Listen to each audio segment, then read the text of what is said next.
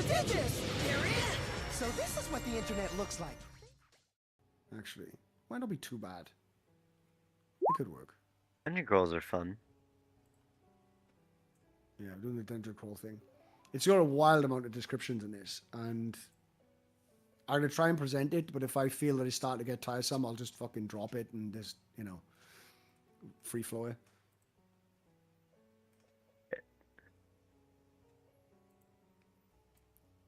Oh yeah, because they have like a description of every room, don't they?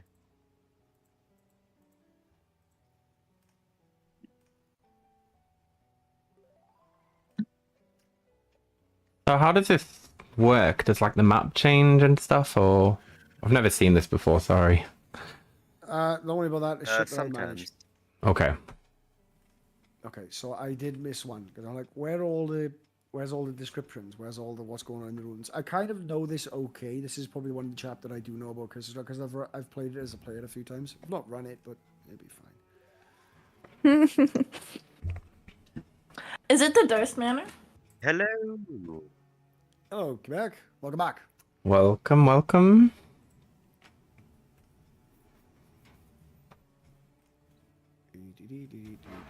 Transmogrifier. We haven't quite started yet. We're just about to have the short start break. We'll stop break. Quite quick snack grab moment. We'll have 5-10 minutes to get ourselves ready once all the administration. Oh, really? Yes. I'm gonna go get my coffee then. Yeah, if you're gonna do that, grab that now. Because once I'm done with this, what the fuck? Oh, I've got the wrong one again, haven't I? I've got my energy drink at the ready. What's going on? Last minute's administration, and then yeah. So if you could drop your character token onto the map with everyone else.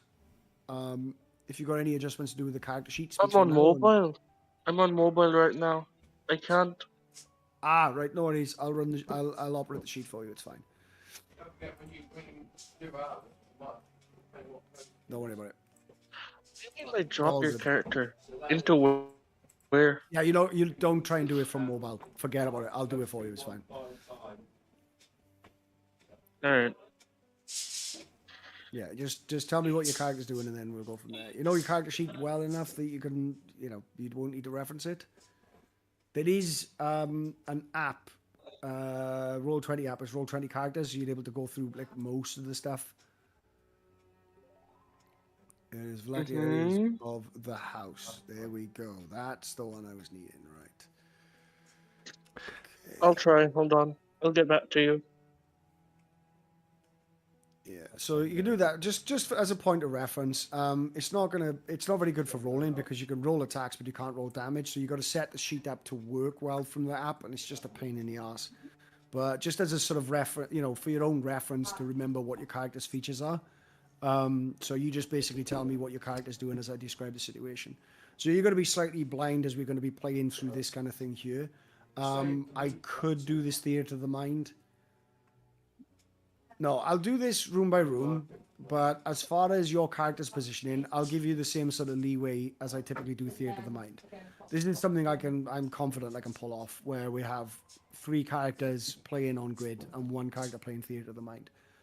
So, you know, if you're out of range from a shot, but there's nothing I've described to you that tells you you're out of range and you say I shoot them, you can fucking shoot them. Because we'll just assume that you're in range. Works for me. So you're going to be semi-ethereal here kind of thing. So, you know, I'll keep the descriptions nice. The descriptions are pretty good on this, actually. They're quite well written. So as I read them out, you should have a very good mental image of what's going on. This is partly why I'm thinking perhaps do it theater of the mind anyway. Hey, Ashik. Because how's it going? Because it tends to be you doing okay? If you do the descriptions, people, and only the descriptions, people hold on to the descriptions. And they paint Thanks for checking in, dude. I appreciate you. And that way you won't. I might reply a little slower than usual, just because I'm playing Dungeons and Dragons for the first time, and obviously I've got the GM in my ear that you can probably hear. Let me know if he's too loud, by the way. It's the first time that I'm trying this. So I want to balance the audio and stuff, you know? Yeah, we'll do it that way. I think that's a lot better.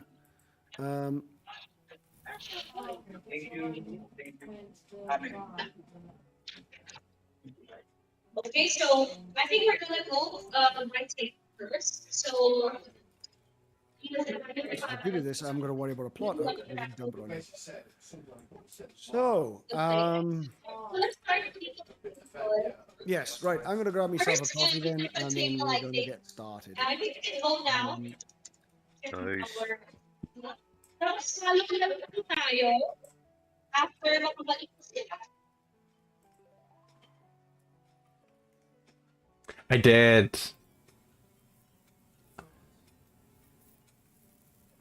Yeah, I fixed it. Thanks so much for checking. You shouldn't need the exclamation mark anymore. Try it without. Oh, we're just going into an ad break, y'all. Oh, create folder. Is it create folder? I'm sorry, I should have come back to you. Yeah, the bloody selfie. Yeah, sorry, dude. Ad break like 2 minutes.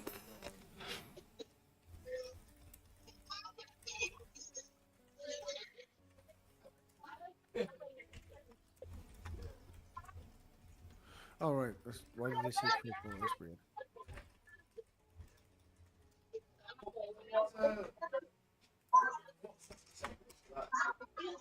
Awesome. Now I can flick through it as needs be. Right.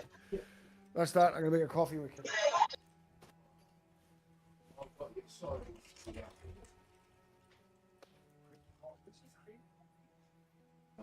Not yet.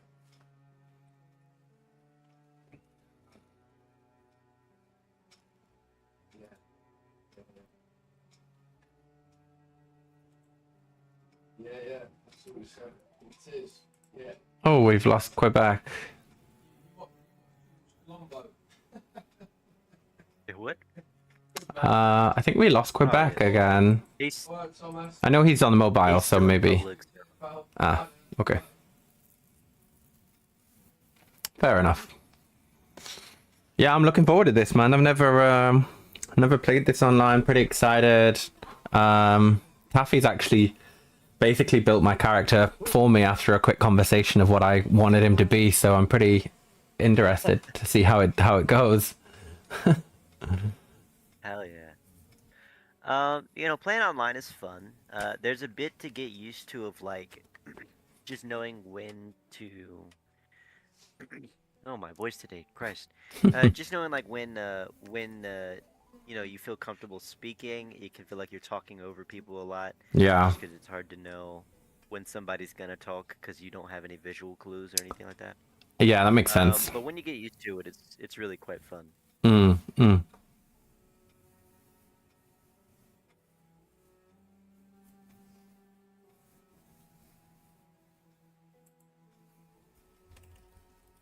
Your character's a barbarian then?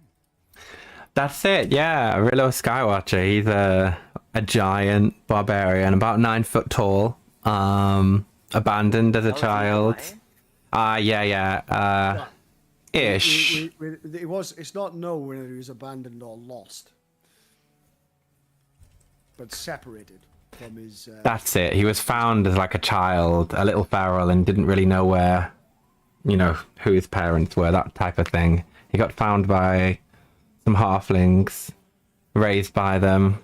I don't know how old he was when he was found, but he's about 40 now, so he was with them, at least 30 years, I would imagine.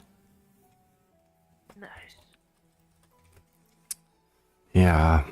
So. Right. Yeah, I've just ordered food as well because, god damn it, I just realised straight from this, I'm going out for a few drinks in Cardiff with some old friends to raise a glass to a late friend of ours. And I've got like an hour between this is going to be over and I've got to head off, which also involves making plans and calling people because I've got to pick somebody up on Person. And I think I'm not going to get a chance to eat, so I'm going to fill my stomach now with a lot of twice fried fries and a chicken and beef burger. Fuck yeah. Hell So yeah. that should soak up the toxins.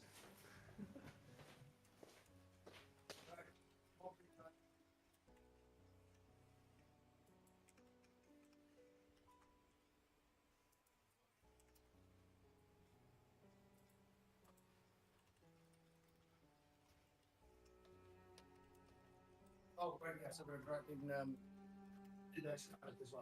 in Quebec. Which character are you playing?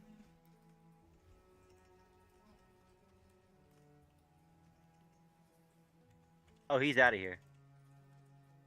Oh, he's at the top, is he? Yeah, he didn't give a reason for it, but I know he was on mobile and it was kind of loud in the background, so maybe something came up IRL.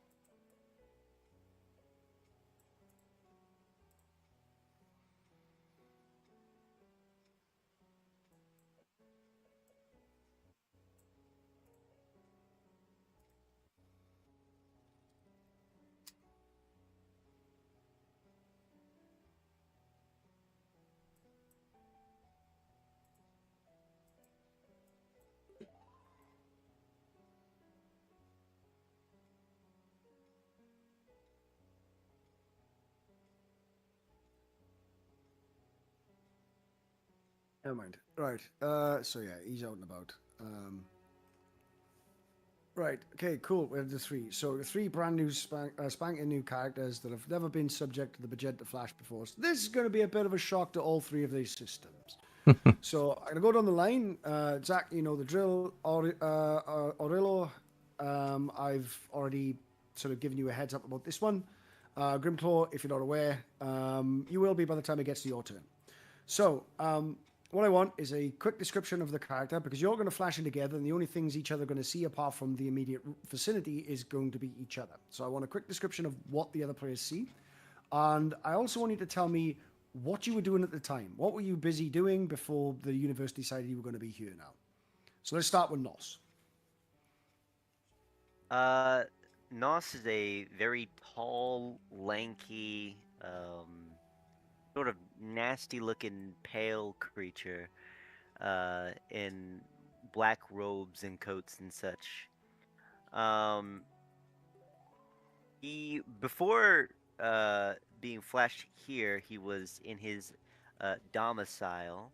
A crowd with pitchforks and torches were outside the door, banging on it, trying to get in. And then he was here essentially as the door broke down. So he was facing his demise and was saved by the universe. Yes. So He sort of probably drops to his hands and knees. Yeah, imagine sort of like spawning in, high heart rate, freaking the fuck out, mixture of relief with bewilderment. Interesting. So part of the reason we do this as well, it's not just with new characters, but I do it with every character as well, because it gets you... Because sometimes the transition from one world to another for your character's experience is pretty much instantaneous. So sometimes you come into a fresh game, you're relaxed, you may be excited to play, you're not in the frame of mind of what your character's in. So part of this is to get you in the sort of mindset that your character would be currently in at this time. So if you're in the middle of a war in one pocket, and then a couple of days later you hop into another one, like maybe your character was in the middle of sticking their spear through a body. They're not going to be arriving, in a chill set of mind. But, okay, Aurelio, so a quick description of yourself and what the hell you were doing just before you got ported here. Yeah, sure thing. So, Aurelio is his name. He was founded by a couple of halflings when he was left, as far as he knows, to his own devices as a young child.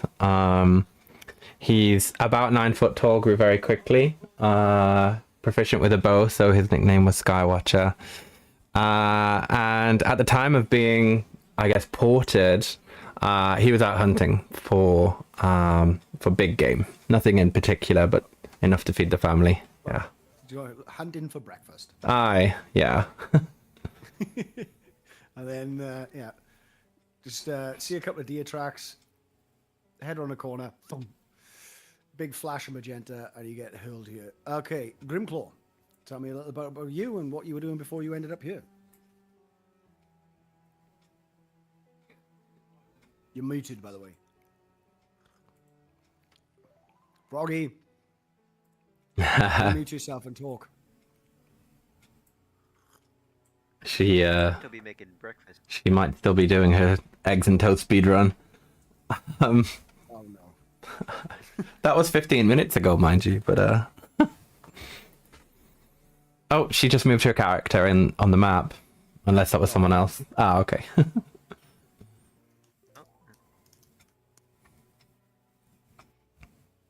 Okay, well, for now, it'll just be the two of you. They'll flash in momentarily. Okie Look at the doke. flexibility of this March concept. It's Love that. Yeah. Oh, coming with extra N's and G's. Alright.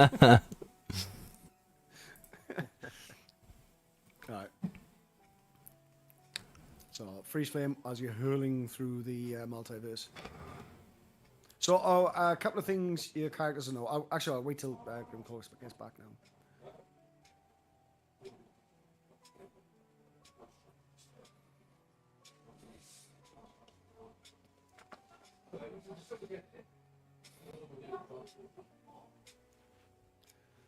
Yes, gotta order some food. I've ordered some food. That's great. These arrive pretty quickly. I'm greenies. I'm being well impressed with them. So you get a small pizza. I'll get a small pizza box. Okay, I finished as soon as you texted me. Excellent. Welcome back. Right, Nice. what we were doing, I don't know if you caught this. I was kind of, part of it was for your benefit as you see it coming down the line. So we had a quick description of Nos, who is pretty much as his character token describes, you know, black robes, really eerie looking fuck. And he was currently in his tower before the door, you know, with sort of various different angry villagers outside with torches and pitchforks. And his doors bust down just before the magenta flashed him here. So that's going to be his frame of mind on arrival. Aurelio is the 9 foot tall. He is sort of, some sort of 9. You got he's it. of some sort of- Shit, I thought nothing Yeah, tall. God damn. yeah, so he's of some sort of giant kin. He was raised by halflings. He's picked up as a bab. Found somewhat feral, but raised there and, you know, become pretty good with the bow and a bit of a cook as well. And, you know, nice wholesome character, but has these sort of like deep connections to his ancestry, which has sort of been calling out to the chap.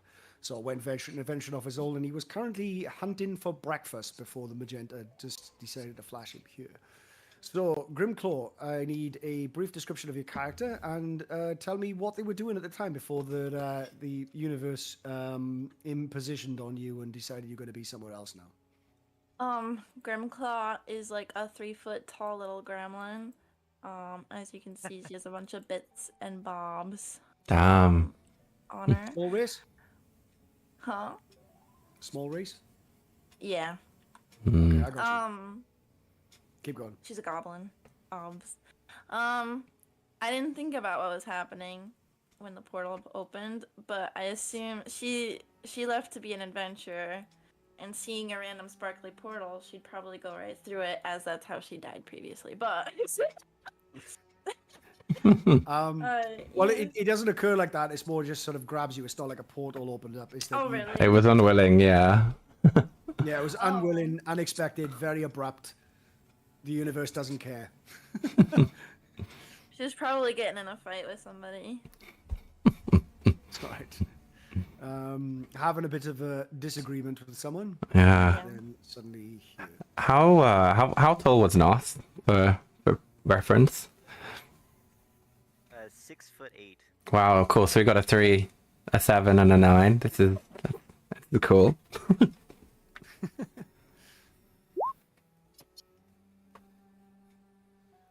Give me a second. I'm doing a bit of poaching for you. This is gonna be way better. Trust me. What's your favorite color, Grimclaw? Green. That makes sense. Well, Grimclaw's is probably red, but mine's green. I'm going green. Come with me, and you'll see. Ironically, Grimclaw, who's the smallest of us all, has the most health. Be good. I can't see Orlo's health. Aurelo has got 13. What class is everybody? Aurelio's a barbarian. Oh shit! Ranged barbarian. Though. Yeah. Oh, okay. Why was that bad?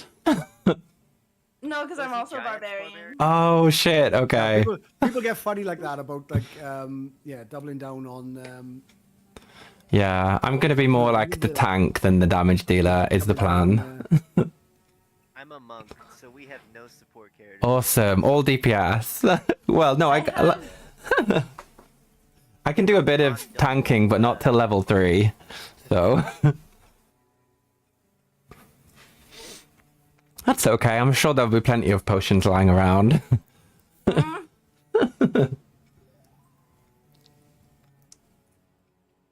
Okay. Give me 1 second. Maybe like an NPC healer or something. No. I'm doing something way fucking better. Okay. I'm into it. He's adding it in. Oh no, he's not adding it. That's what you just said. Right. No. Just. I'd love to find a cute little familiar. That'd be so cool. Because my guy's really lonely. God damn, you're huge, Grimclaw. Yeah. Oh, what's happening? Multiple Grimclaw. That was an awesome voice. That's one thing I'm not very good at is putting on the voices. That's awesome. Whatever you practice, you get good at. There you go. True. Which one do you prefer? This one, the one with my regular token outline. Cool. I tried to ping, but I forgot how to do it on. There we go. Yeah, you gotta hold it down. Yeah. I like that. Playing Marvel Rivals. Tried to ping. Dude, I love Marvel Rivals. It's a great game. I haven't tried it yet. I've seen a bunch of people on Twitch playing it. It looks fun. I'm having fun. I started 2 days ago because my boyfriend wanted to play. I'm in Cap because he's my favorite character. However, he sucks. It's a bit rough out here. How much gold do we start with, by the way? Unless it's 0, in which case fine. You're starting with 0. Awesome. Because you gave me a bunch of cool stuff already. You've got custom gear. So. Got it. What? I know. How dare I? Well, the thing is, there was no way of getting what he was actually needing. So, if you're taking core, not taking the piss, but just taking what is core essential to your character. So the oversized bow he would have been able to get, but he would have ended up with hide armor, whereas like chain shirt is better, and he wouldn't have had any way of having cook's utensils, which he kind of needs. You'll need to eat, right? It also makes it a lot easier for a newer player to manage their inventory when they haven't got a bunch of stuff in there. It's like, oh, what's pittance? And it's like, just a bunch of stuff they never read and never look at, and it's just. Hey Arden, how's it going, dude? Those are quite useful though. You having a good day? We're just going to be playing some Dungeons and Dragons today, so I'm sorry if I get a little bit delayed on my responses. You can probably hear the DM right now speaking. We're about to jump into my very first session. But yeah, thanks so much for coming in. Feel free to check in if you come from a Discord group. If not, that's cool. Love to have you here. Tell me a bit about yourself as well. What brought you here? How did you find me? What type of games do you play? Do you like Dungeons and Dragons? It's my first time playing, so I'm hoping I do like it. But heck yeah, great to have you, man.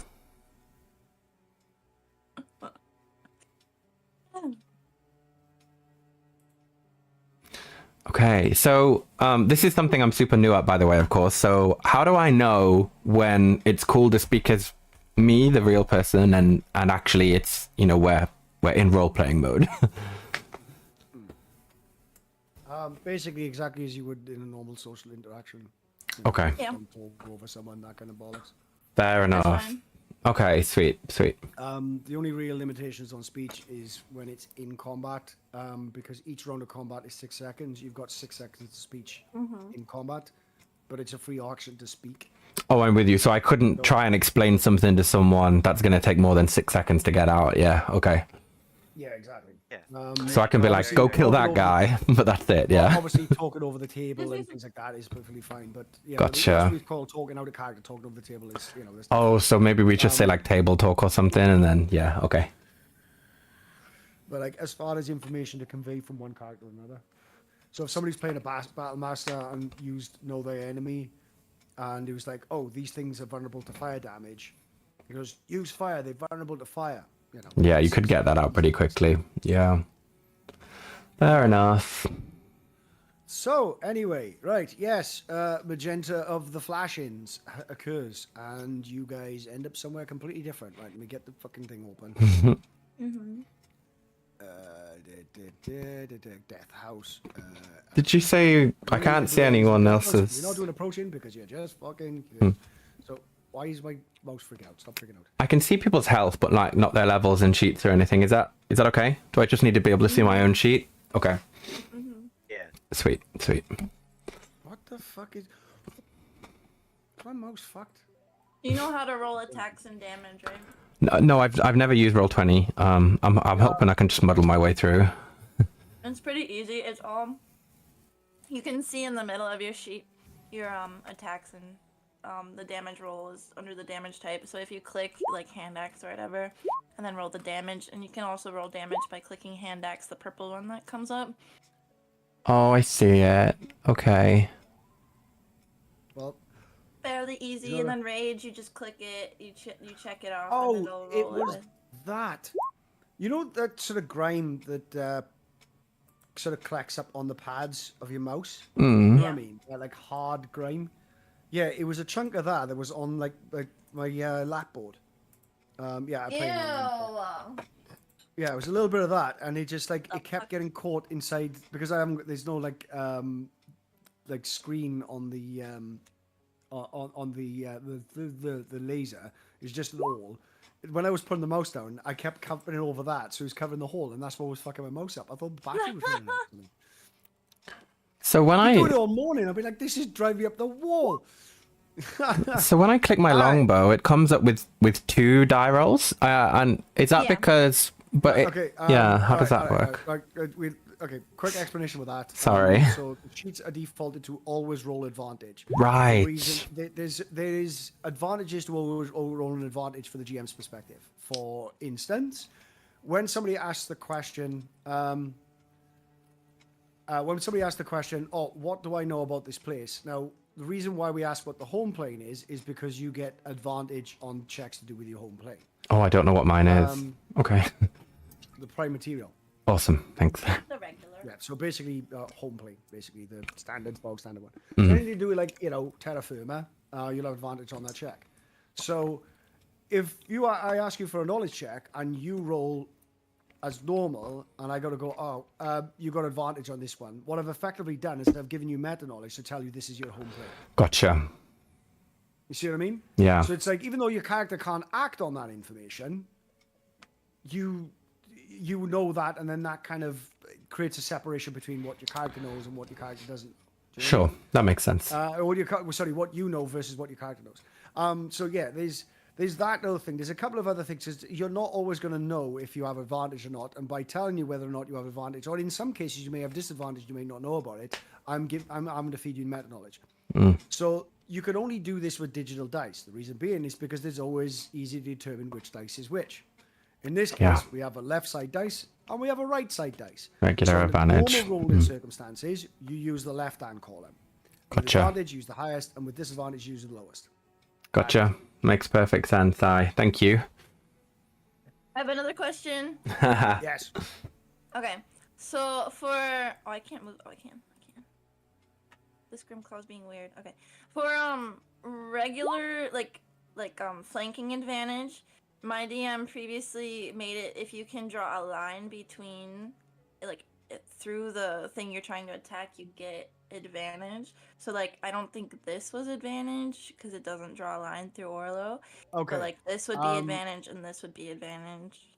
Okay, so it sounds to me as the GM has stumbled into the same sort of. Yo, what's good, Savage? How's it going?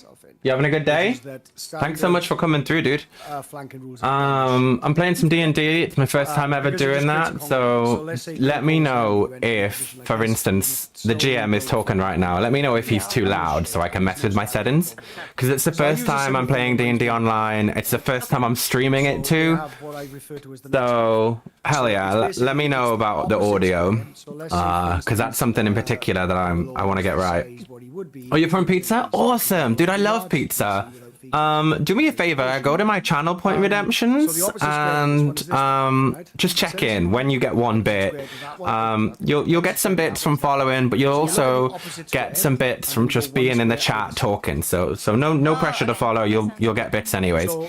But that just helps me shout you out in pizza if you go ahead and do the channel point redemption. Yeah, stream's going good so far. It's been pretty slow. We're about half an hour in, but a big chunk of that has been just setting up the Dungeons and Dragons playthrough because it's my first ever session, so there's lots to explain. But yeah, it's super good. I fixed my lag and stuff from previous games. My CPU's running a lot smoother. Oh, thank you so much, man. Thank you. So I normally play PlayStation games. I play League of Legends too. On PC. PlayStation's my main game. I'm a trophy hunter by default. I get 100% of trophies, including DLC.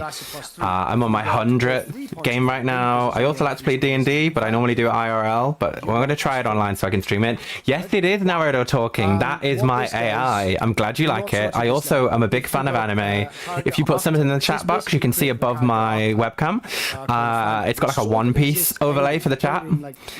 So I'm big into anime. And yeah, Naruto is obviously one of my favorites too, so he's my TTS. I got a whole bunch of channel point redemptions where you can use different people's voices to have a conversation with you too, if you're into that. So a flanker is a thing like a monk. And yeah, like I say, I can hear my GM from Dungeons and Dragons talking pretty loud at the minute. So I just want your opinion. Can you still hear me okay? Do I need to turn him down a little? Or is it okay? Oh, we have situation like that, right? You're fighting Grimclaws. If Nos is a flanker. But yeah, super glad that you like Naruto, dude. I thought that's such a recognizable voice for anyone that's watched the English dub. So yeah, man, love that. Any kind of flanking, this dude needs to get over. You'll become the Hokage. And if you're playing zombies, well, they're not going to do that. Heck yeah, you're a big fan of the leaf then, Konoha? Higher level sort of 5e strategy is you want to focus down a single creature. So part of flanking is not just about opening up flanking positions, but it's also to break up the enemy. Who's that Pokemon? Oh, I like Pokemon and Digimon a bunch as well. You can see I've got some Pokemon overlays. You can see my name is Digital Owen because I'm big into Digimon. You just want to hear the bot say it for nostalgia? Keep talking. Yeah. Allowing all of you to focus on one enemy. Okay. Say it one more time. It's going to be great. Has the advantage. So you want to focus on one creature and reduce their action economy and then snowball the encounter. So yeah, flankers do those two things. So there's like a high level strategy with the Knight's move. There's a slight delay on him talking because I'm running the voice through browser source. What I need to do is download the voice as the local file. That will make it quicker. Also enabling you to focus on one creature whilst for sure the enemy from being able to do the same thing. So you could do this repositioning to set up like attacks of opportunity. So sometimes it may be a case of, the fighter has to move and they have to take an attack of opportunity, but the advantage he's getting from going into that new position. Yeah. So you guys can hear the people talking as well, right? If you can hear someone else talking as well as me, then it's working as intended. If you can't, please let me know. We're going to be playing Dungeons and Dragons online. It's the first time I've tried it, so I'm not sure what to expect. The person speaking right now is the Dungeon Master, so he's explaining things right now. But yeah, that's the plan. We're going to be playing Dungeons and Dragons. First time I've ever done it. We normally play League of Legends or PlayStation games like Baldur's Gate 3, Power World, that type of thing. But yeah, I thought, someone in my chat the other day asked if I play Dungeons and Dragons, and if I do, I should stream it. So I've got myself in a group, and we're going to try it out. You can start thinking about those shield guardians and start. Oh, you know what, Savage? I've just remembered why it won't work. So my bot, anything with an exclamation mark in, he won't say that message, so that he doesn't just like repeat every time someone puts a command in. So I'm so sorry. If you put that message back in without the exclamation marks, it'll work. I just remembered. One thing Arilla's going to be going through, he's going to go through a character development where he's learning. Yes, I am. The other things. He's learning to be a bit of a sneaky bastard. He's going to learn duplicity. He's going to learn subterfuge. He's going to learn tactics. He's going to learn. Yeah, that's my bad, Savage. I was wondering why he was never saying it. One thing you may want to think about is multi-classing with him. Now, normally I'm not of the school of multi-classing. I would take him to 5th level barbarian first, at least, to get your extra attack. Maybe go a little bit further as far as 7th level to get the cool 7th level features to get. But before you get to level 10, I would invest in another class. The reason being is because I've looked over the sheet. That was super cool hearing him say that. I can't believe I've never thought to make him say that before. That was some nostalgic stuff, dude. You've got no use for your bonus action whatsoever. Kagi Bunshin no Jutsu. A huge bunch of shit. Well, one thing You know it, dude. Looking at is the thief rogue, because they can use object action as a bonus action, as well as rogues having a bunch of shit they can do with a bonus action, such as disengage, dashing, hiding. It's awesome, right? Yeah. Oh, thanks, man. I'm glad you like it. If you like my channel, turn notifications on. Doesn't matter what I'm playing, Naruto will be here. So, yeah, if you get those notifications turned on, next time I'm live, you'll be able to come through. Dude, thank you so much. I do appreciate that. That's so nice of you to say, and thank you for following. Man, that's so nice of you. Smoke bombs, grenades. Yeah, I'm pretty new actually. It's in fact today is my 1 month anniversary. I've been streaming for 1 month today. So thank you so much for coming through and saying that. I'm pretty new to all of this, so I do appreciate it. Yeah, I've tried a whole bunch of stuff to try and make the channel a bit more interactive, like my channel point redeems, my TTSs, my overlays, my chat box, you know, all of that good stuff. I'm in England right now. What the hell have you done with your wisdom and charisma? Why do you only go? Oh, did me? Oh, really? Did I do the wrong thing? I was worried that my wisdom was too low and that my passive perception then would leave me being silly. Yeah, I was gonna talk about that. Oh, I can put it back to what it was. Sorry. Yeah, you're not gonna get anything out of that con. I'll be honest with you. There's not enough to boost that. But I was gonna say with your wisdom in 9, so there's 2 ways you can go about it, right? If you're gonna decide to multi-class into, stop trying to be every single role in the party. Gotcha. Right? Yeah, you're right. Don't worry that your perception is not great numbers, right?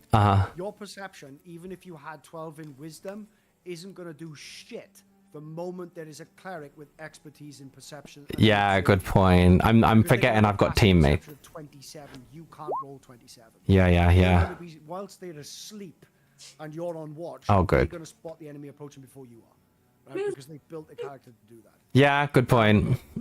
I'm here to tank the hits. Yeah, you're right.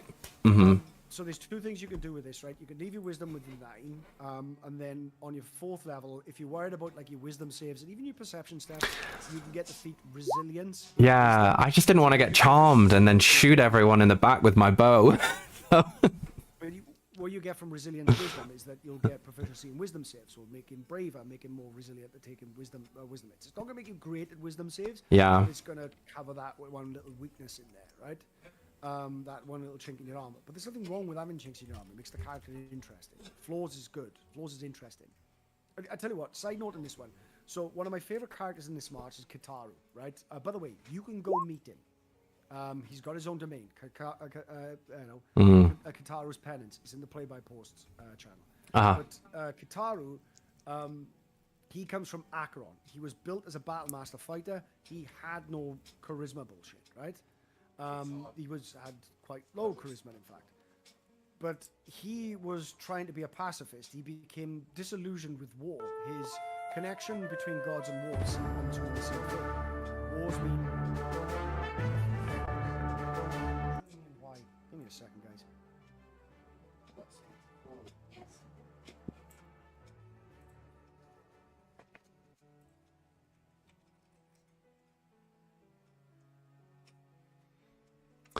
Okay, that makes sense to me. Yeah, my big worry was that I'd fail a wisdom save, and I'm typically going to be at the back line because I'm a ranged barbarian, and that I would just shoot you all in the back, and it would be terrible. But it sounds like I'll be okay. It'll be all that. Typically, Wait one second, guys. I'll come back to you now. I gotta return. Sounds like we're parties cool. can handle, like if you get charmed or something, the other characters in the server are fairly capable for the most part. Yeah. They can handle that sort of thing. So you don't have to worry about it all that much. Okay, sweet. So, But when you get So Kataru, right? So he became disillusioned. Gods meant war and war meant gods, right? As he called it, divines. In fact, I'll read out a little extract from him right now. You're gonna have to fucking wait, mate. Fucking message me, stupid. Yeah, what's the point? What's the point of it? Like, it didn't work. Calls are not coming through. Just fucking message me. I'm busy anyway. Is that Quebec? Mm. No, somebody's calling my mobile. Oh, gotcha. It'd be wild if that was Quebec. Right. You rang. So yeah, it was a bit of a sort of somber conversation with Hedvika. Hedvika being a sort of machine and not quite understanding, you know, quite a lot of sort of like the macabre of war. And was sort of like, you know, she sort of responds that when I was talking about, basically the realm is he's going through, and it's basically every fallen soldier in every single war. He's basically, he's sort of taken on the divine sin himself. So he's ensuring their last rites and make sure they be remembered. So it's all about that sort of memory. But he talks about it in this, when she sort of observes the ritual that he's sort of doing, you know, the desire of remembrance, you know, a regret of the change. Why is that even fucking ringing? It's on DnD. Oh, fuck's sake. Hang on. Hello? Ah, we're on audio now. Hello. Hello? Hello. What's happening?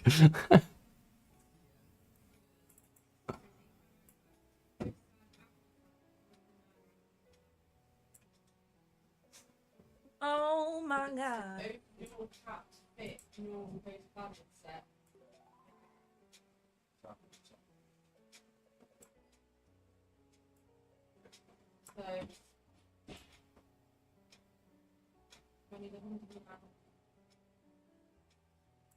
I took durable so that I wouldn't die immediately.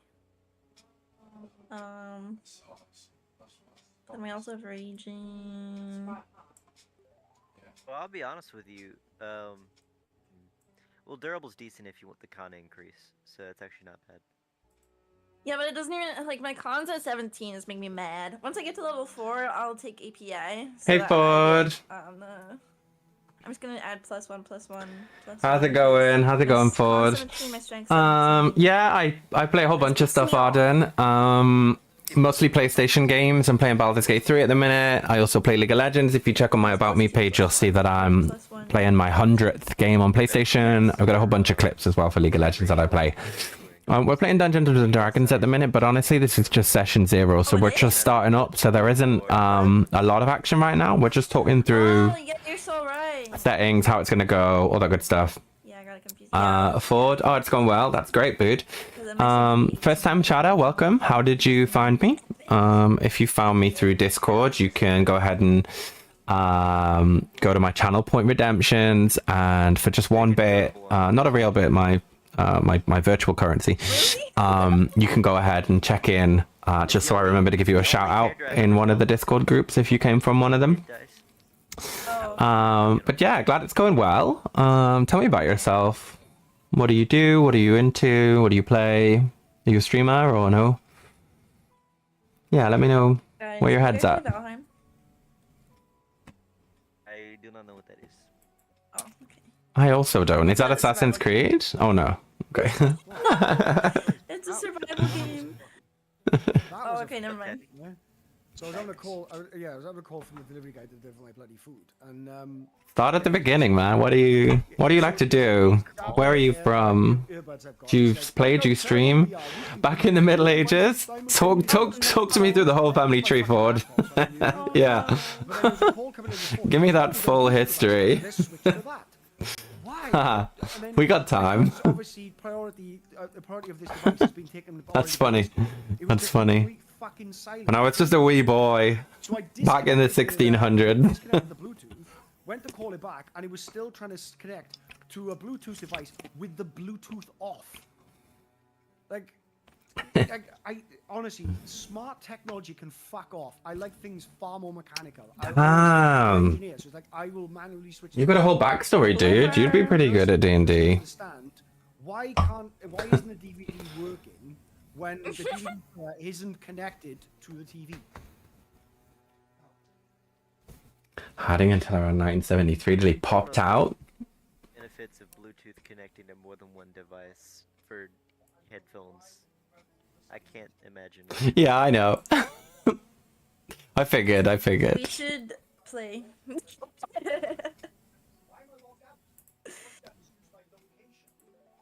Yeah, that'd be good. I don't know if this is normal or not. He's still talking and he's like, yeah. Jeff, you sound like you're in a different room. This is the first session I've. Like, I'm trying to run a fucking game.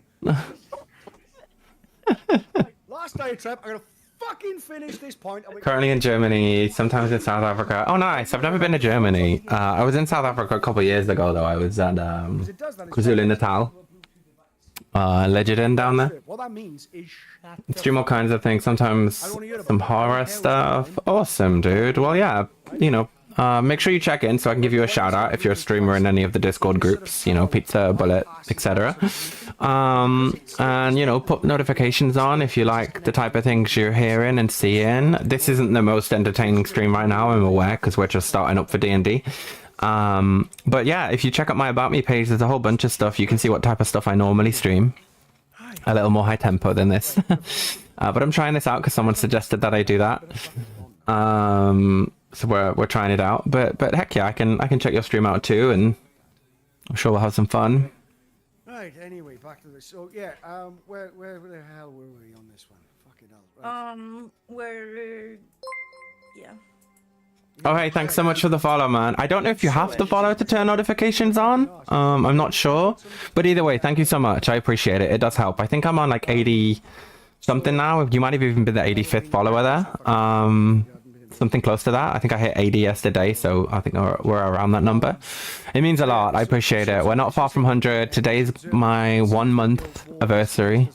So I appreciate it. I really do. Is this ritual for the fallen to learn their name and archive? Who's that Pokemon? So describe it. He shudders.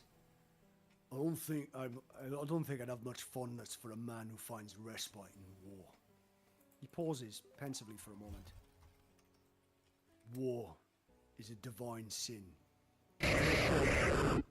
Mortals are mere perishable assets. They threw us at one another out of pure ostentatious vanity, such as a rich man throws around coin.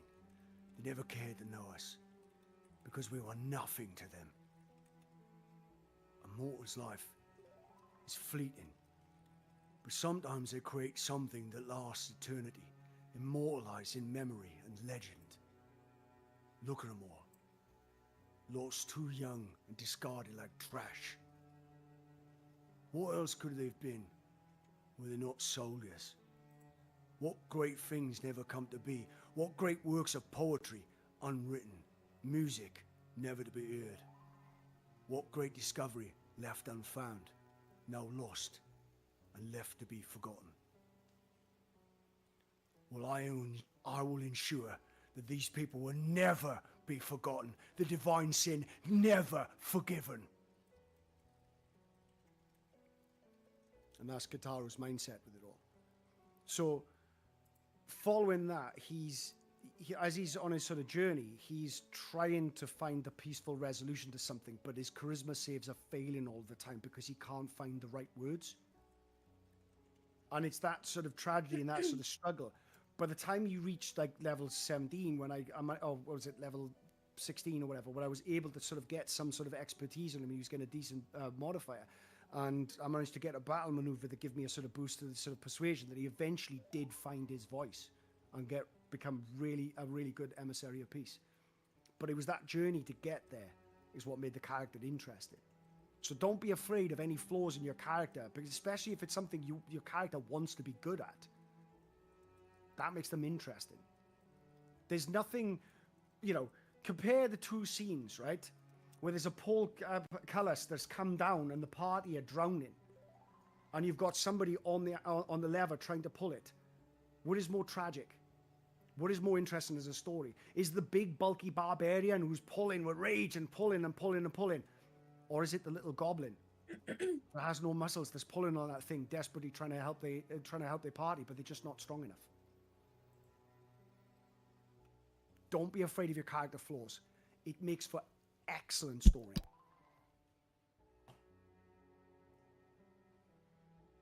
Make sense? Yeah. So yeah. Oh, the other thing you could do, take that 1 point of wisdom, so leave it as an 8, and you can put it in 13. If you think of like multi-classing into like a sorcerer or something, bear in mind you can't cast spells while you're raging. So they might. Yeah, I think I maybe will do that actually, just to give me the option later. Yeah. So I'll put it to an 8 and then con up to 13. You could go like warlock. No, just make that decision there and then, right? Don't worry about sort of modifying stuff now. Anyway, you guys are appearing somewhere. You're still flashing through the multiverse. I haven't put you where you are yet. So, we have sorry, I'm gonna be eating whilst doing this. We're gonna turn this into an impromptu mukbang because I'm fucking ravenous. So you guys appear in like a foyer, tiny little cramped foyer. There's no more than maybe like a foot of space between you all when you're pressed up against the wall. There's a wrought iron gate with hinges on one side and a lock on the other. It's not locked. Oh, it just says the gate is unlocked. Sorry, Al, I was speaking to my wife. As the gate sort of swings back and forth. Oil lamps. Yeah, what's DBD for? I've never heard of that. Like Dragon Ball Delta or something? Set of oaken doors. Why doesn't Twitch show me in your channel? What do you mean? I can see you typing. Oh, Dead by Daylight. Sorry. Yeah, I've heard of that game. In fact, I've watched some. It looks really good. No more than about 1 foot. I don't know what you mean. I can let me look in the viewers. Before the foyer. Yeah, no, it says you're a user in my Twitch chat for me. Oh, I don't know about the why on the viewer count. I think there's a delay on it. Either that or maybe someone else left. It says I've got 1 viewer. That's probably you right now. So thanks, dude. We're inside. I'm sorry, like on a. So, a porch. is there Okay. Is this all like theater of the mind type of stuff? Sorry, just so I can position myself. Okay. So we're on like a porch. There's a door into a house, and then outside of the house, there's nothing. There's nothing. Void. Okay, and is there like a path that we're on? Is it like a lit up? Like, how do we make sure we know where we're going? Or are we in a room? You know where the porch is? Okay. An extended front step. Gotcha. There's only house. I guess, have we already done introductions and stuff or anything? Or have we all just been transported here just now? Transported. So, 2 things you characters will all know. Yeah. One you already knew anyway, all the gods are dead. Yeah. And the second thing, this is why reality is starting to get a bit jank. And the second thing that you will feel now for the first time is a supernatural sense of kinship to one another. Oh. Well, that's cute. Are we magical girls? Oh my god. We could be like the Powerpuffs, yeah. Yes, Damn. Grimclaw. Stop the lawful good paladin from murdering the evil rogue assassin. So, when we get transported in, sorry, I might have missed that first part of the conversation. Are we currently alone as far as we know? We're just on a porch together? Yep. Gotcha. And so I guess we... 3 of you there, you've never seen each other before. You got a sense of supernatural sense of kinship, so you know each other are important to one another. Sure. So my guy, even though he's Arillo, even though he's crazy tall, he's honestly a little meek at times. He was brought up around halflings, and so he doesn't normally, unless there's an urgent need to do so, speak until spoken to. Not that I'm trying to put on a role-playing voice last or anything.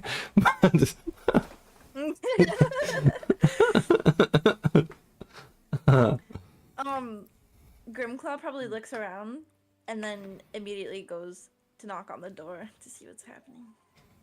She doesn't give a shit. There's no response. Generally, like, you guys will probably exchange a few words with one another. Okay. Kind of nudge, nudge, nudge. Hello, hi. Oh, who are you? It's weird to do it. Isn't it? Okay, we can do this. Nas Who are you? Nas will teleport in, start screaming, run towards the steps, see the complete nothingness, almost fall in, scream a little bit more, run to the door, catch his breath. Mm-hmm. Ew?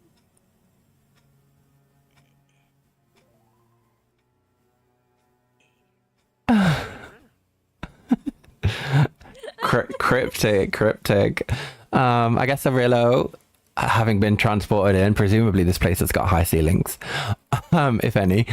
And I guess having seen you do some crazy thing, attempts to be a calming presence and says, "Hello, friends, I hope. My name's Arillo, and it's a pleasure to make your acquaintance."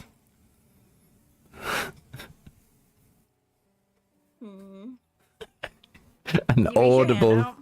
I will, although it'll be pretty large. But yes, he reaches his hand out. It's the size of my body. Yeah. He reaches a hand out with a motioning a gesture for you to perhaps shake his finger or something.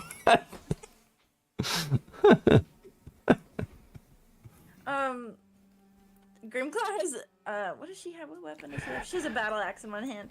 Nice. That's a bit bloodied, not fresh, but she'll take your finger, I guess, right? Awesome. And... I can feel the kindred spirits already. Yeah. Okay, cool. I mean, and so I really saw that you tried to open the door, I guess, and so I can say with quite a bit of conviction, I hope, well, unless you make me do a roll for it, I can totally try and kick or even use my axe on that door if y'all want to get through it. The door first. I don't think it's locked. Yeah, Oh, we haven't tried to open it yet? I don't think it's locked. Okay, my intelligence score is ridiculously low, so I wouldn't know either way.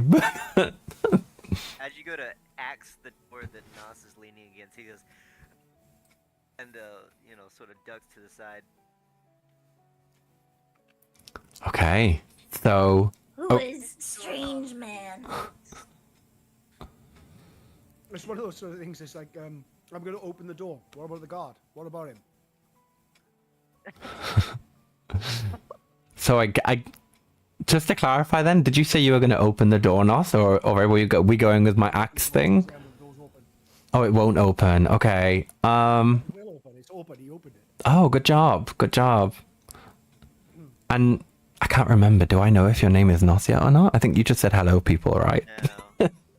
I tried to ask, but I don't. I think saw. do. Yeah, he's very cagey, Nos.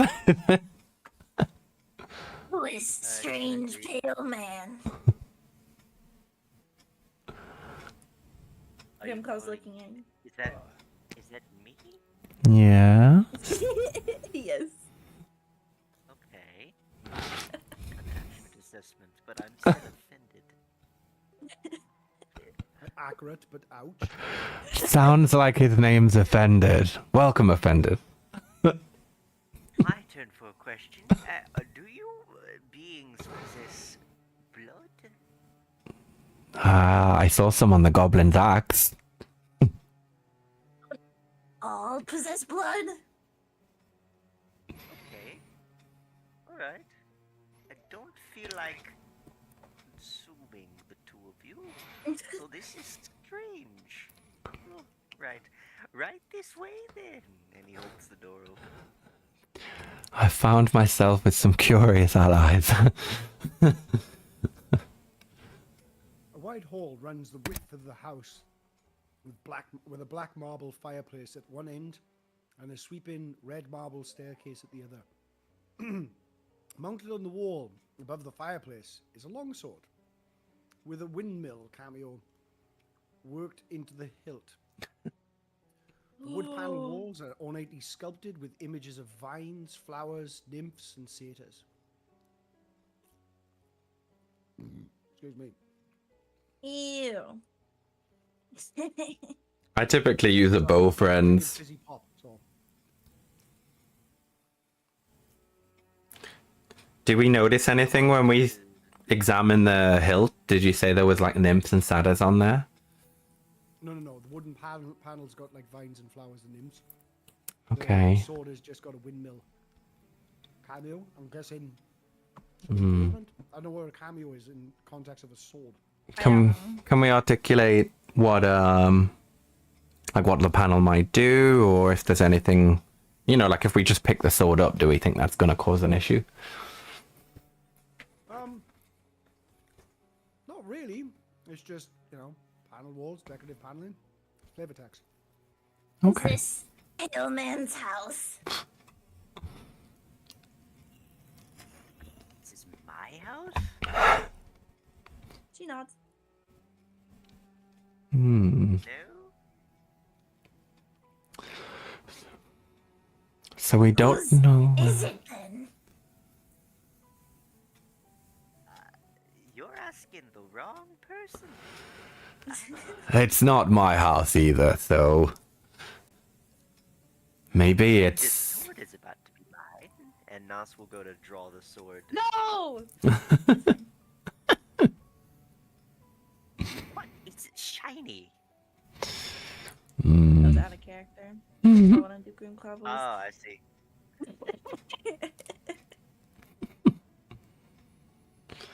So I was gonna say Grimclaw's eyes light up. I'm not gonna take the sword, but she starts looking around for shit. I'm gonna do a perception roll. Is there anything else shiny? Give me more shiny things. Okay. I have a rule. You guys role play, and if I feel a role is necessary, I will ask it. Okay. Damn it! Yeah, you're not playing a video game. You are rolling. Gotcha. I am And very sometimes much you a can GM ask of to this make a school roll. that I'm very much, well, even in that situation, I don't like players doing that because to me they play mechanics, they're not. For me, Oh, okay. well, you know, Zach, how liberal a GM I am. Rainbow's only told me the other day that I let players get away with too much. It's like, no, but if it makes sense to the character, why shouldn't they? So, yeah, it's. I'm very much a GM of the school. Don't let a rule get in the way of a perfectly good story. Yeah. So I will ignore rules if I feel like that rule's going to get in the way of something cool. Okay. So I make my own. I think Arillo would like to start up a conversation, albeit a brief one. Because I'd like to say, okay, we've established that this isn't any of our houses.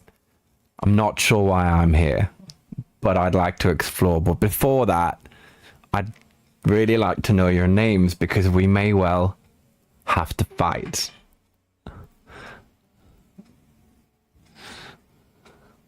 Right. Okay. Reasonable. Would you try being less reasonable? I could try, friend. I would appreciate it. I am Nos. Nos. Short. Good. Yes. I thought so as well. Oh, you named yourself? Nice.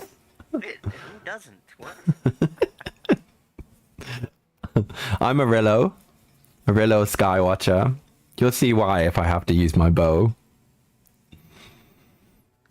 Yeah, this thing is a siege weapon. In the sky.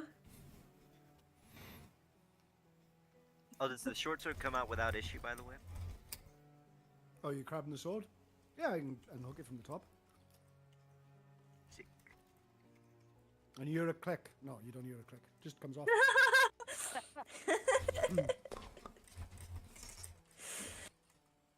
I am Mighty Goblin Grimclaw. Mighty Goblin. Love that. I was raised by some short folk, and so I know how ferocious you can be as an ally. She holds up her axe. Sword with it? I'm sorry. What axe? Okay, let's explore. Who would like to take the lead? He says. Grimclaw can go first. A mighty warrior indeed. Yeah. Can we see an exit anywhere in this room? Or are we still searching around it? So you've got the stairway. There are a couple of doors. Aside from the one you just entered, there are...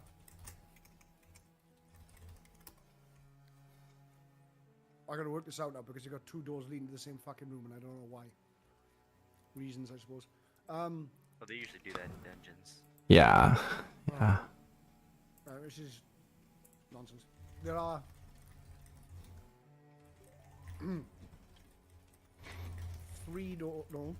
4 doors. Including the one you've just come out of. 3 doors. And do we get any particular sense? Door number 1, 2, 3, and 4.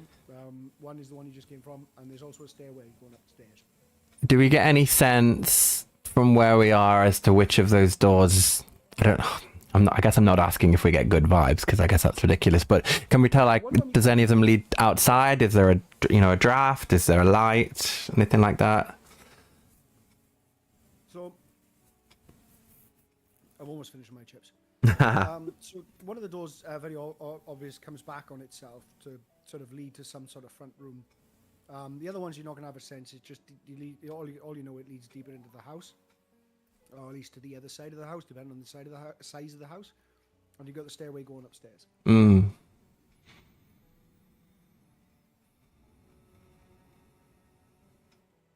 I mean, Arilla's all for trying to find a way outside. There's nothing outside. Stay outside. For sure. You can turn around and leave that way, but you just got empty void. You said there was... Shit. You said there was a main room? My brain turned off. Yeah, you're in it. In the main hallway.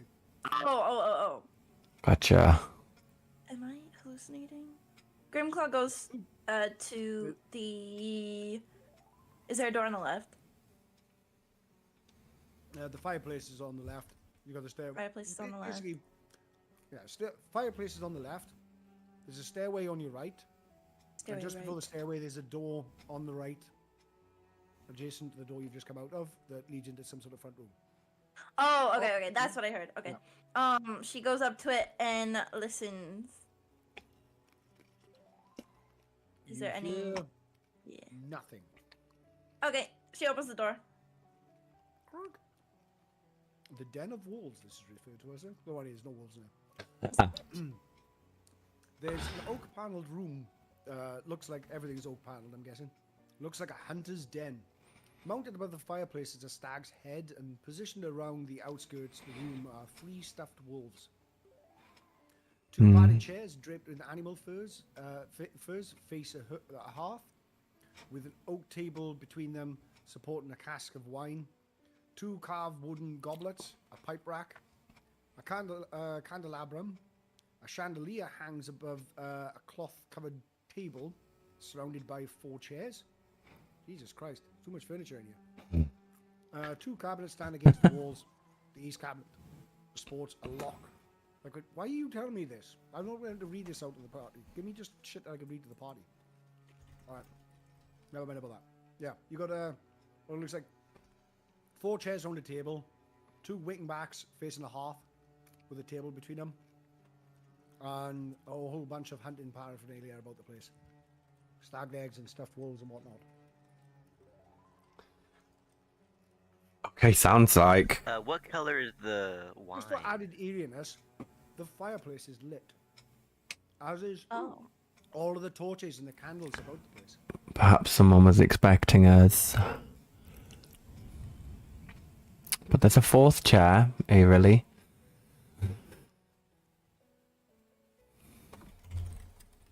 Nas had a question. Oh yeah, what color is the wine? Oh, red. Nas is gonna walk into the room and head straight for the wine. Ooh. Is it actually wine? It is actually wine. He's gonna spit it out. Disappointing. Disgusting. You don't waste drink. You can't waste this. This is useless. What is the purpose of this? What does this do for anybody? I'm gonna give this advantage on a scale to 1 to 10. Oh god, that is a fine ass wine. What was that roll I was for? gonna try and snatch it from your hands. Do you stop her? If you want this filth, go for it. He takes a swig, and it's delicious because it's he rolled high. Yes. It's literally am I 10 the out of 10 wine. Nice. Can I hop in? Yes. Yeah, sure, dude. Adventurer. Alright. Here we go. Oh, that's probably a bit too high level. Ooh, that looks so sick. Alright. part, Let's though? go this guy. Sorry? And that looks sick too. Yeah. I just pulled these off of Google. It's the way. This is the way. Another one.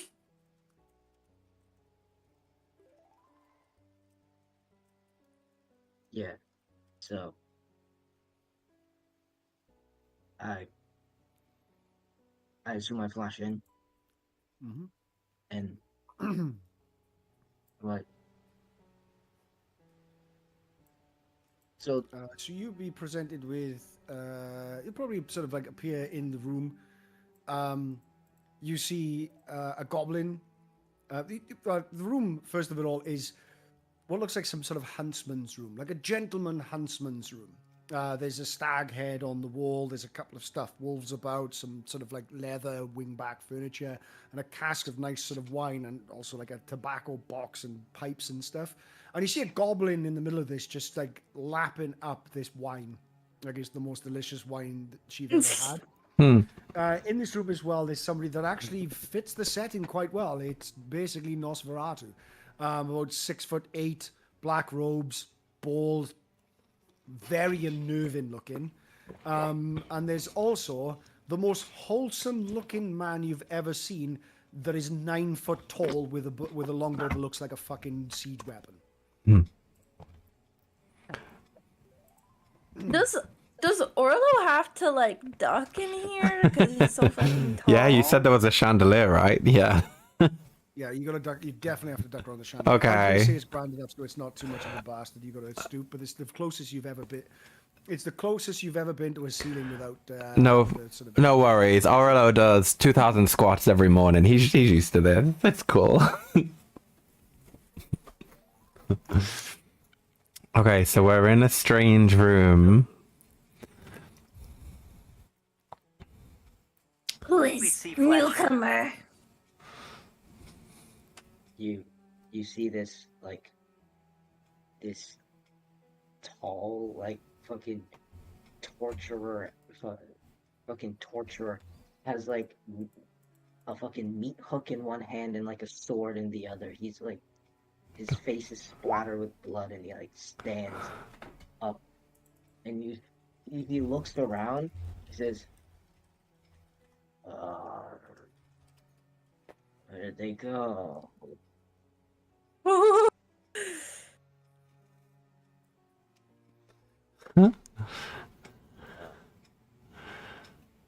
Hello.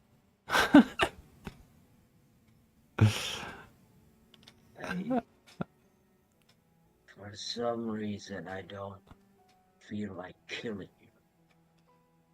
What a delightful bunch. That's what I'm saying. I'm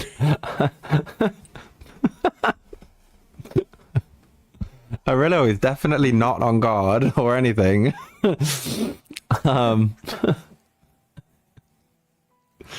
Well, you wanted adventure. There you go.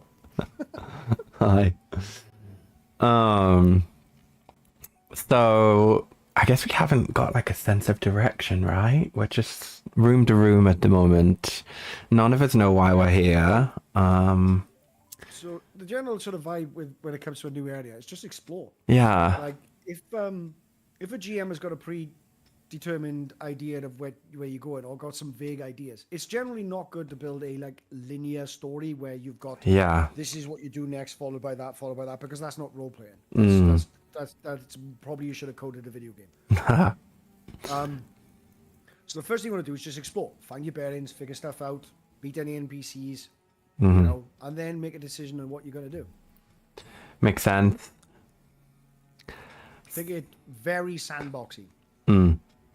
So, should we explore more? Or are we finishing the wine? There might be more to take home. Grab filth as we go, I think. Just take it with you. I can carry a lot if needed. Big pockets, big pants, big everything. Grimclaw, very strong, can carry lots. Oh, we got a barbarian as well, yeah. So imagine like sort of, despite being small, it's like extremely thick arms. It looks like even the short limbs could generate a lot of torque. I'm here for it. What class is the new guy? Illrigger. Oh. I've never heard of that before. Sounds cool. Devil. I don't know shit about Illriggers, so I'm just pretending I know. It's a hell Basically a person. devil. Oh, like a Tiefling Zariel person? So Like a Tiefling class, is pretty much. specifically of infernal bloodline, Right.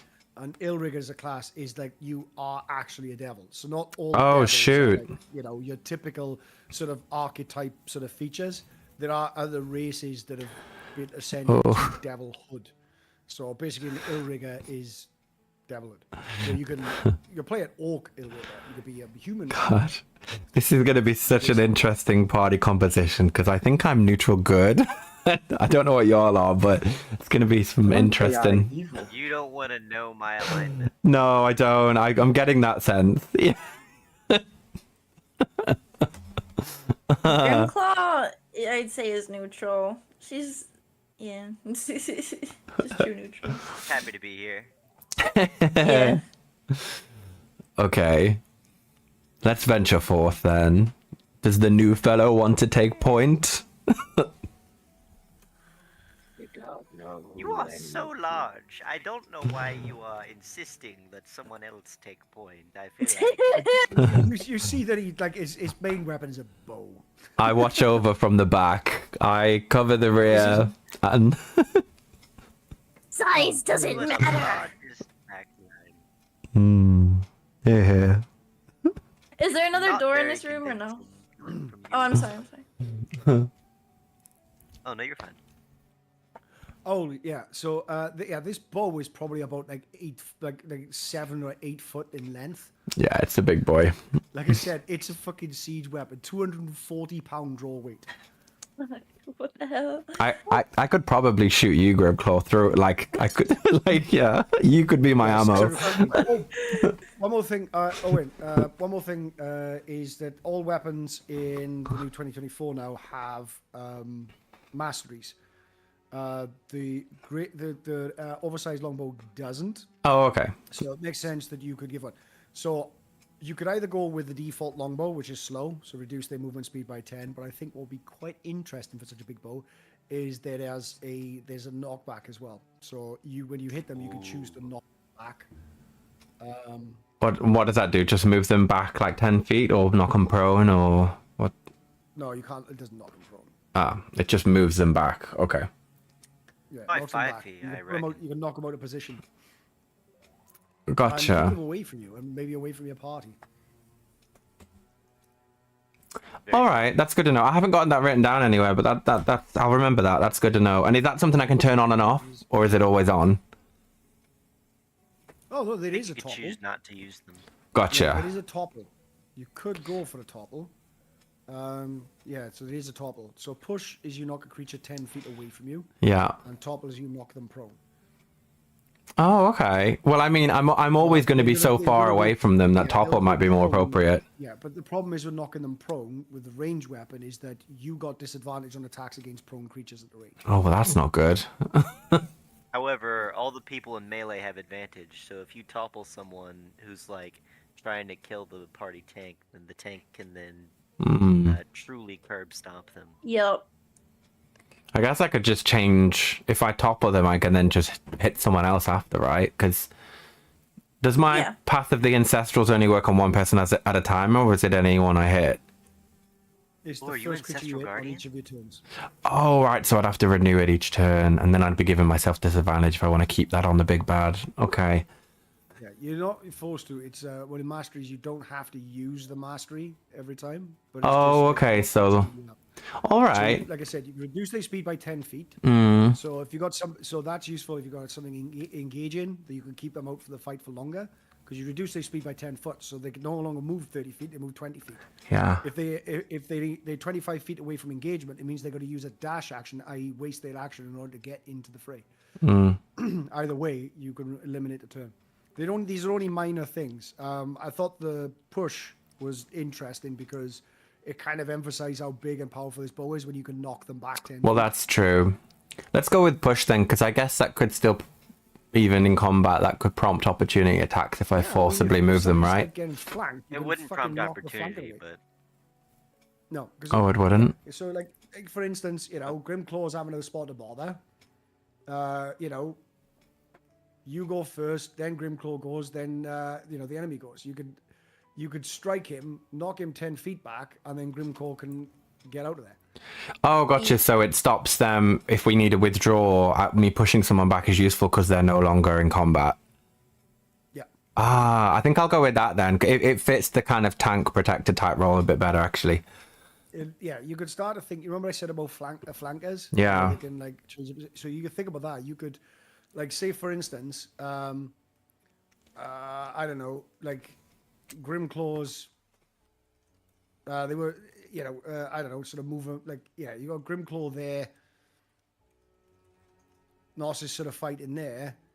You could sort of move here, and then shoot it and knock them into a point of flanking. Okay, let's go with that then. So it'll thank take you. A bit of time, it's definitely going to be a bit more sort of interesting for you, I think. Awesome. And what's that called? I need to add it to my character sheet somewhere, do I? Maybe in the oversized longbow description. I'll do it now. Awesome, thanks, man. I can't wait to fight something. Only because I want to see what this guy can do. Not that I'm in a hurry to get through all the rooms or anything.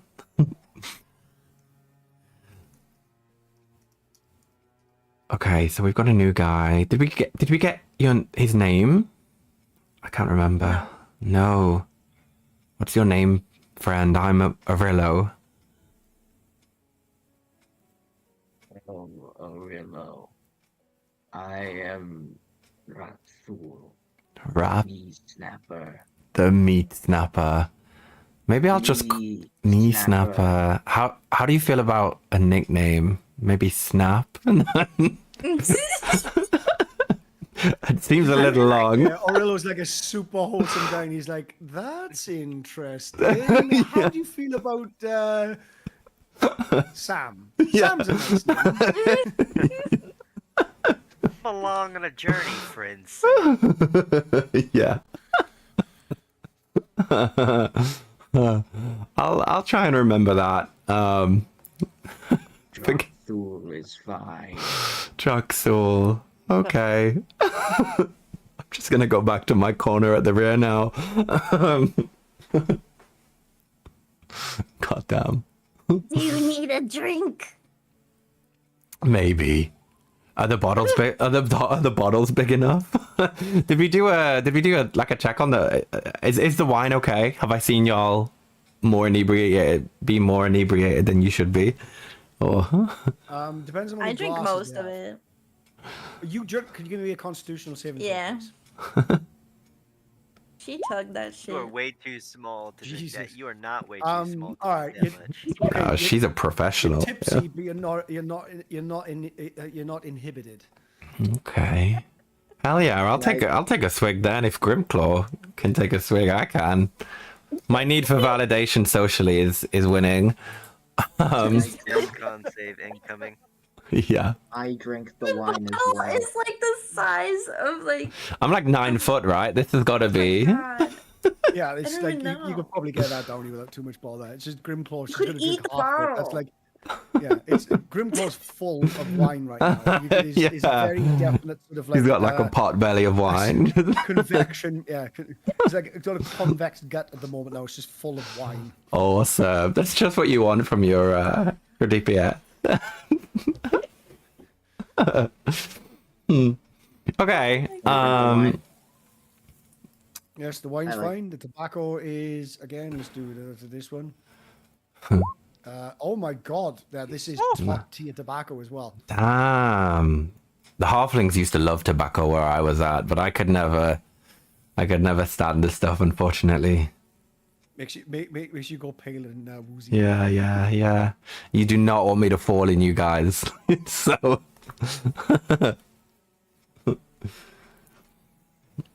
Okay. Shall we see what else is around here? This would be a great place to come back to. Yes, we can check what's upstairs. Uh-huh. I'm assuming whoever lit these candles didn't go outside. Just a hunch. Bold hunch.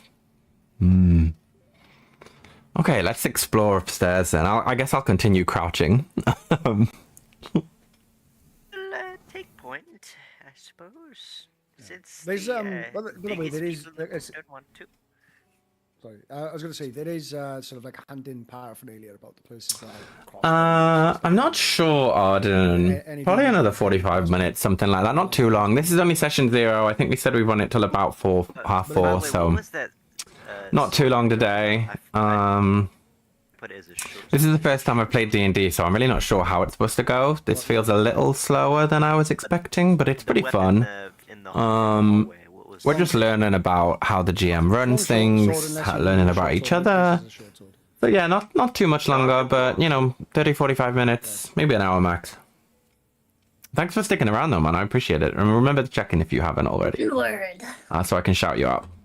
I forget. Was there a door in here? Other than the door we went there's through? only a door out. There's 2 windows there. As you look out, it's just void. Okay. So Oh my return God. to the main hall. Can we traverse the void? There's 3 doors. There are 3 doors on the opposite side of the room now. So the 2 doors on the side of the room you are is the one which you came in from the foyer, and is the door of the room they've just exited. So you have a stairs and 3 doors in front of you. Where we exited, door we went through. I'll go towards the door that we haven't opened yet. That's not the stairs. Or is it Left one, upstairs? right one, or middle one. What? The one we haven't gone through. There's 3 doors you haven't gone through. These are 3 doors on the opposite side of the room now. I think the Oh, middle. shit. If in doubt, go ahead. Middle. Go what? I don't know. If in doubt, just go the way that you're facing. One directly opposite the deep door. So you open the middle door, and inside is a cloakroom. There's several black cloaks hanging from there. There's a top hat. Ooh. Various other bits and pieces there. Are there any like Harry Potter-esque cloaks of shimmering? Not invisibility, but is there anything cool? Magical, but it's a very sort of Victorian aesthetic. Okay. This just feels like someone's house, right? and we may well be intruding, so would love for them to come back home. 9-foot fucking omen.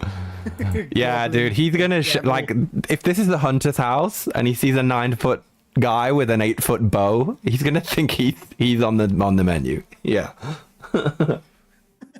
Ooh, I believe in a void. Hey, Cog, how's it going, dude? Oh, dude. Multiple check-ins. Yeah, I need to have a look at my check-ins, dude, because it's supposed to auto-remember you. I think it has, but then obviously you checked in again, and it's supposed to know that you've checked in again and not do that, but I need to look at it. Welcome, welcome. We're just playing Dungeons and Dragons. It's the first time I'm trying to do it, so super new to this. Someone in my last chat said I should try it, and so here we are. Let me know if you spot anything weird about the audio, because I'm trying to get the characters' audio be a little bit quieter than mine, but so you can still hear it and all that good stuff. So yeah, let me know. But hey, thanks for coming through, dude. I appreciate you as always. As long as I get some blood.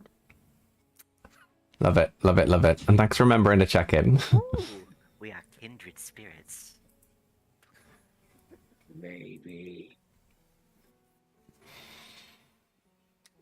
It's probably getting a bit closer to Grimclaw. Those people are weird in the air. Yeah, I'm definitely feeling a better, and it's not just because we're both barbarians. I'm definitely feeling a little closer on the morality spectrum to Grimclaw so far. You said this is a cloakroom? Or am I stupid? Yeah. Oh. That's exactly what it is. Is there anything interesting? Or is that just it? There's no a top doors? hat. It's just, wait, it's literally just like a closet? Yeah. Oh, okay. I don't care about this room then. Okay. I'll go to the room to the left. Lefty. Knots will steal a top hat.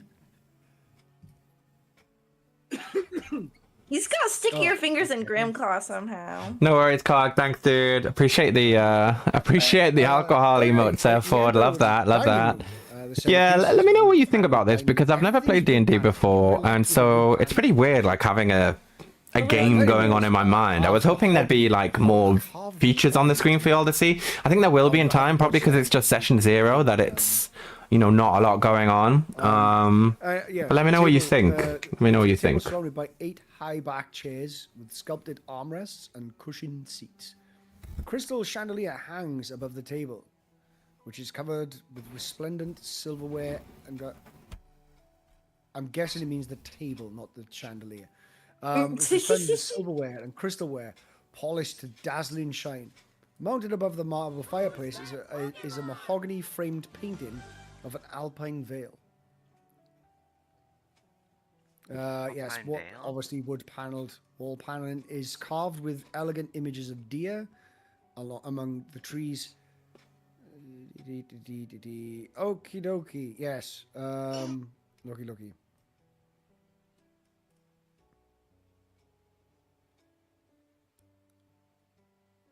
What is an alpine vale?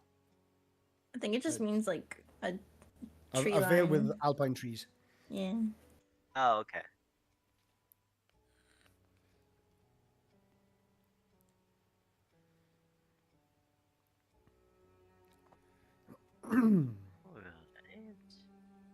Any food on the table?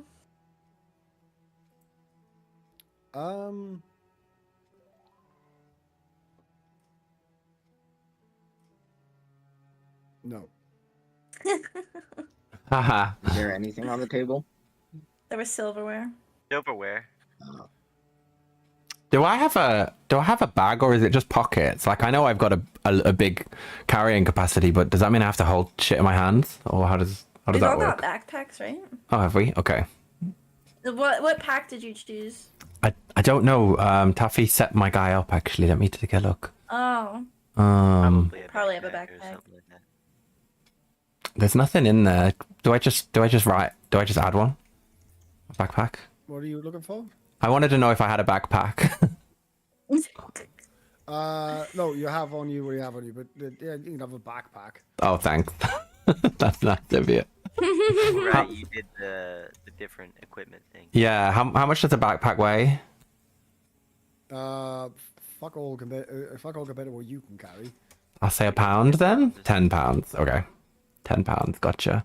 Yeah, you should be able to drag and drop it onto the sheet. Awesome.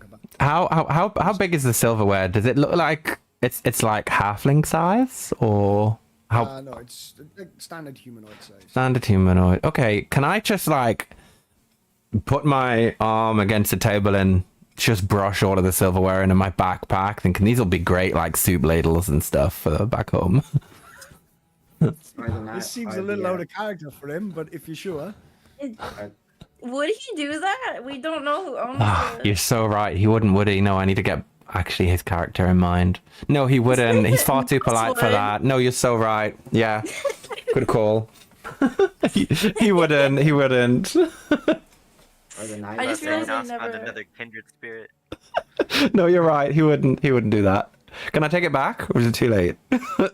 Oh, you can take it back. Yeah. We can retro. Rewind. Are the knives sharp? The standard. It's just standard kitchenware shop. There's no steak knives on there if you want something that can cut flesh. Sorry, I had to reload. Are there any more doors in this room? No. Okay, so far we've gone through what felt like a main room, a cloakroom, presumably a kitchen of some kind. Dining You've got room. one more door left on this floor. So you've got a hallway, what is like a lounge, a cloakroom, and now a dining room. Okay, I'm trying to map it out in my head. And then one more door we haven't gone through. Shall we check the other door out? Door. Leaves room, Yes. back to main hall, open up the final door. Mm, It's a kitchen and pantry. It's tidy with dishware, cookware, utensils neatly placed on the shelves. The work table has a cutting board and a rolling pin on top of it. Stone dome shaped oven stands near the east wall. What is the east? To your right. It's bent iron stovepipe connected to a hole in the ceiling. Behind the stove and to the left is a thin door. mm, And there is also in this room a dumb waiter. a dumb waiter. What does that mean? I love dumb waiters. Like a waiter Dumb that's waiters are slow? no, a dumb waiter is basically a little food elevator, basically. Oh, I'll send a sweet. picture. Gotcha. Food goes up, and dirty dishes coming back down again. Okay, that suggests there's either servants in the household or / someone living upstairs regularly. Where are the creatures? How big is this thing? It's probably not wise to split up, but Grimclaw could totally go on a roller coaster ride. Yes, Gripclaw, do you want to scout what's at the bottom of the dumbwaiter and then just, I don't know, pull on the cord or something and we'll pull you up? How does that sound?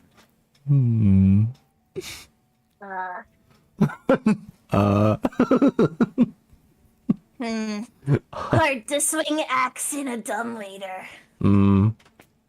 Fair. But if there's trouble, you can just come back up and then we can all go down there and then you Back can down. swing your axe.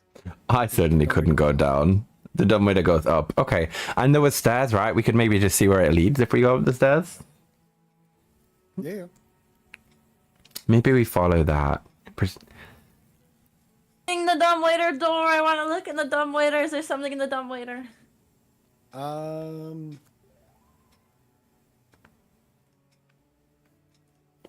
Dumbwaiter's a stupid ass word. Why they name it that? Right.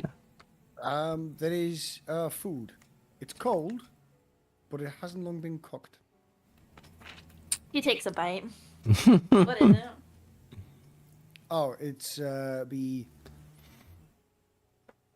some a bean and veg soup. Okay. Not the worst thing to be cold. No. It's got a nice piece of bread on there as well. He picks it up and sips it. And then probably spits it out because it's cold. Well, no, she's a goblin. She'd eat that. Mm-hmm. Does she die? Did she die off the bat? Yes, the famed bean salmonella. Shall we look upstairs?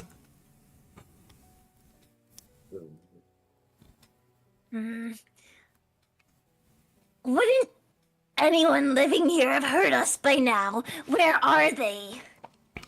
Well, there is one more place to check.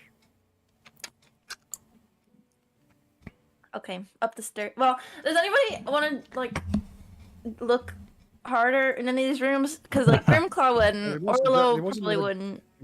There is another door in this kitchen. Oh right. Yeah, my guy's pretty placid, honestly. It's a pantry. It's well stocked. I look for sharp knives. That makes sense Oh, that the knee snapper would do that. Knife. Yeah, you can find probably a cleaver, pretty much whatever kind of like kitchenware you're gonna find in this place. You can find in the kitchen. You can find here. So like mechanically. I mean, it's not going to be a fighting knife. It's not going to be quite a dagger. Right. Okay, if you want to grab something with a stash of the dagger, sure, you can find a dagger in here. Alright. Grimclaw pushes past him to grab. I don't know. Is there bread in there? She'll grab bread if there's. There's bread in there. There's cheese in there. Okay. She stuffs bread and cheese into her backpack in her mouth. This, and then leaves. This doesn't surprise Arillo at all. That was a lot of wine. Yeah, it just sort of hamsters it, just like chipmunks do it as well, and they just pack it in the cheek.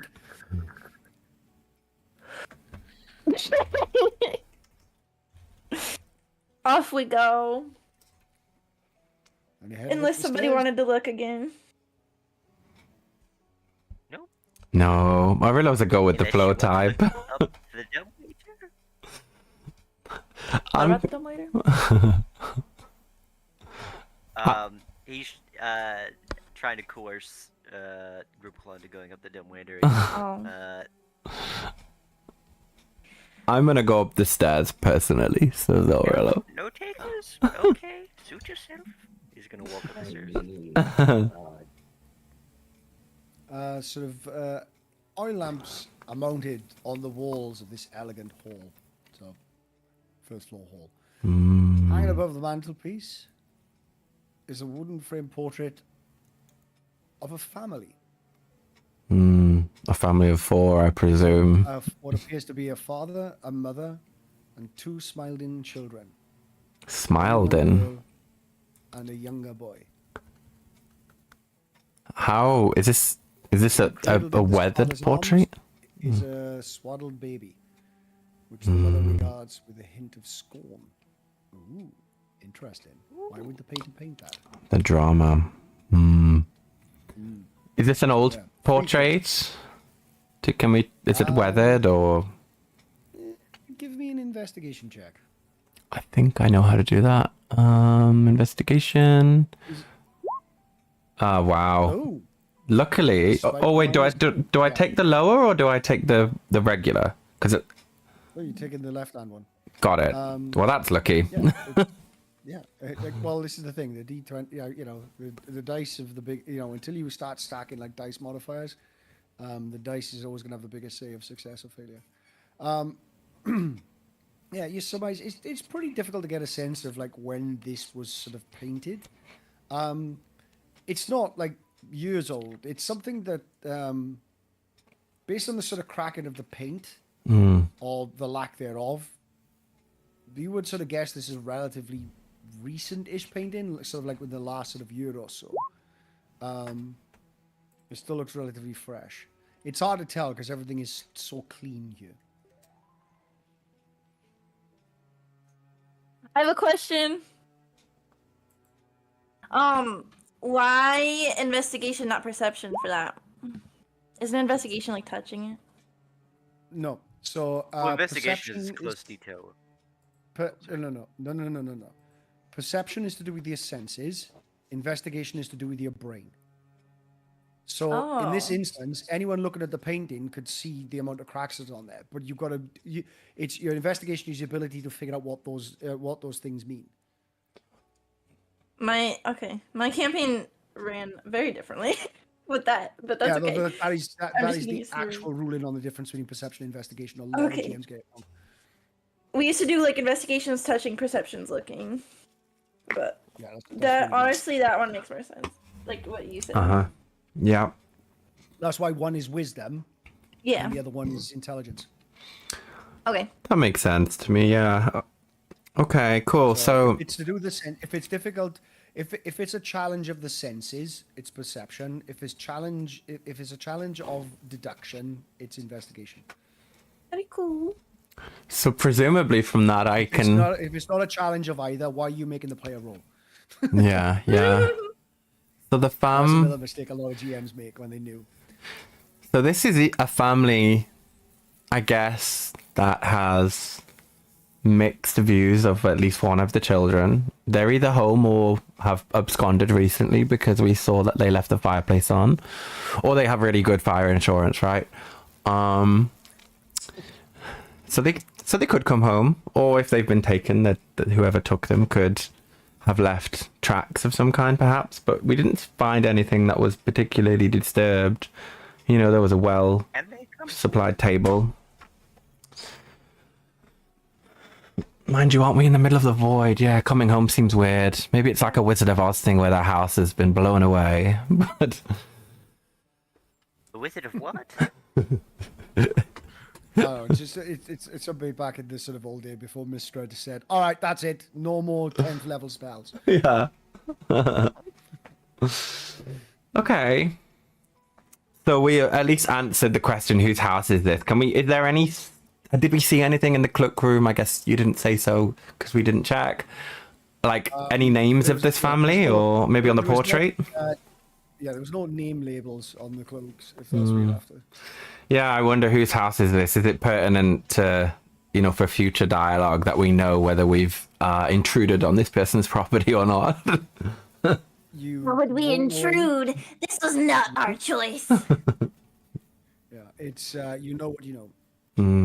Okay.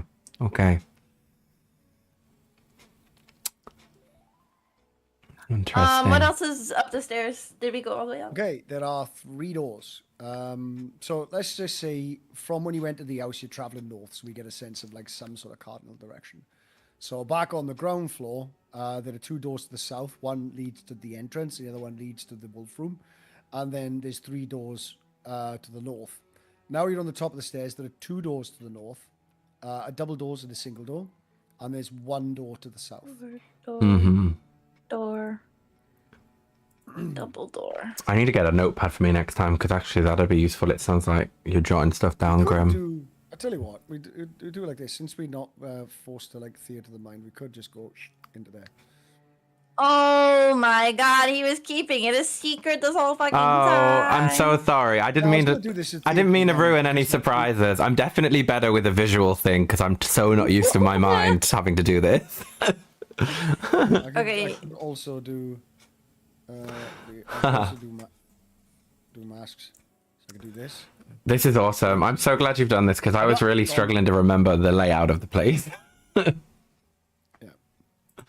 But yeah, it's a little bit. I was starting to get a sense that this place is just slightly. I mean, there's nothing massively critical, but like if you get in a sense of being lost. Yeah. So theatre of the mind, sometimes when you've got too much traveling, it can kind of screw you over. Yeah. So yeah, this is where, like, I just didn't do this the way that it's laid out. I just went door number 1, door number 2, and then door number 3 led to that one.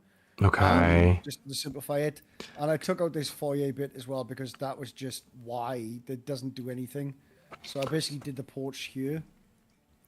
So, that was it. have we been through here yet? Yeah, this is where you spawned in. That's where we came in. Okay, so We're that's up not here an now. exit. I just removed this corridor, and you just came straight into you. Gotcha. So we went up these stairs, and we're now here. Yeah. And this was the Yes, portrait. sir. Okay. So we'll put the great GM. Gee whiz. Okay. So there's a door either side of us, right? Mm-hmm.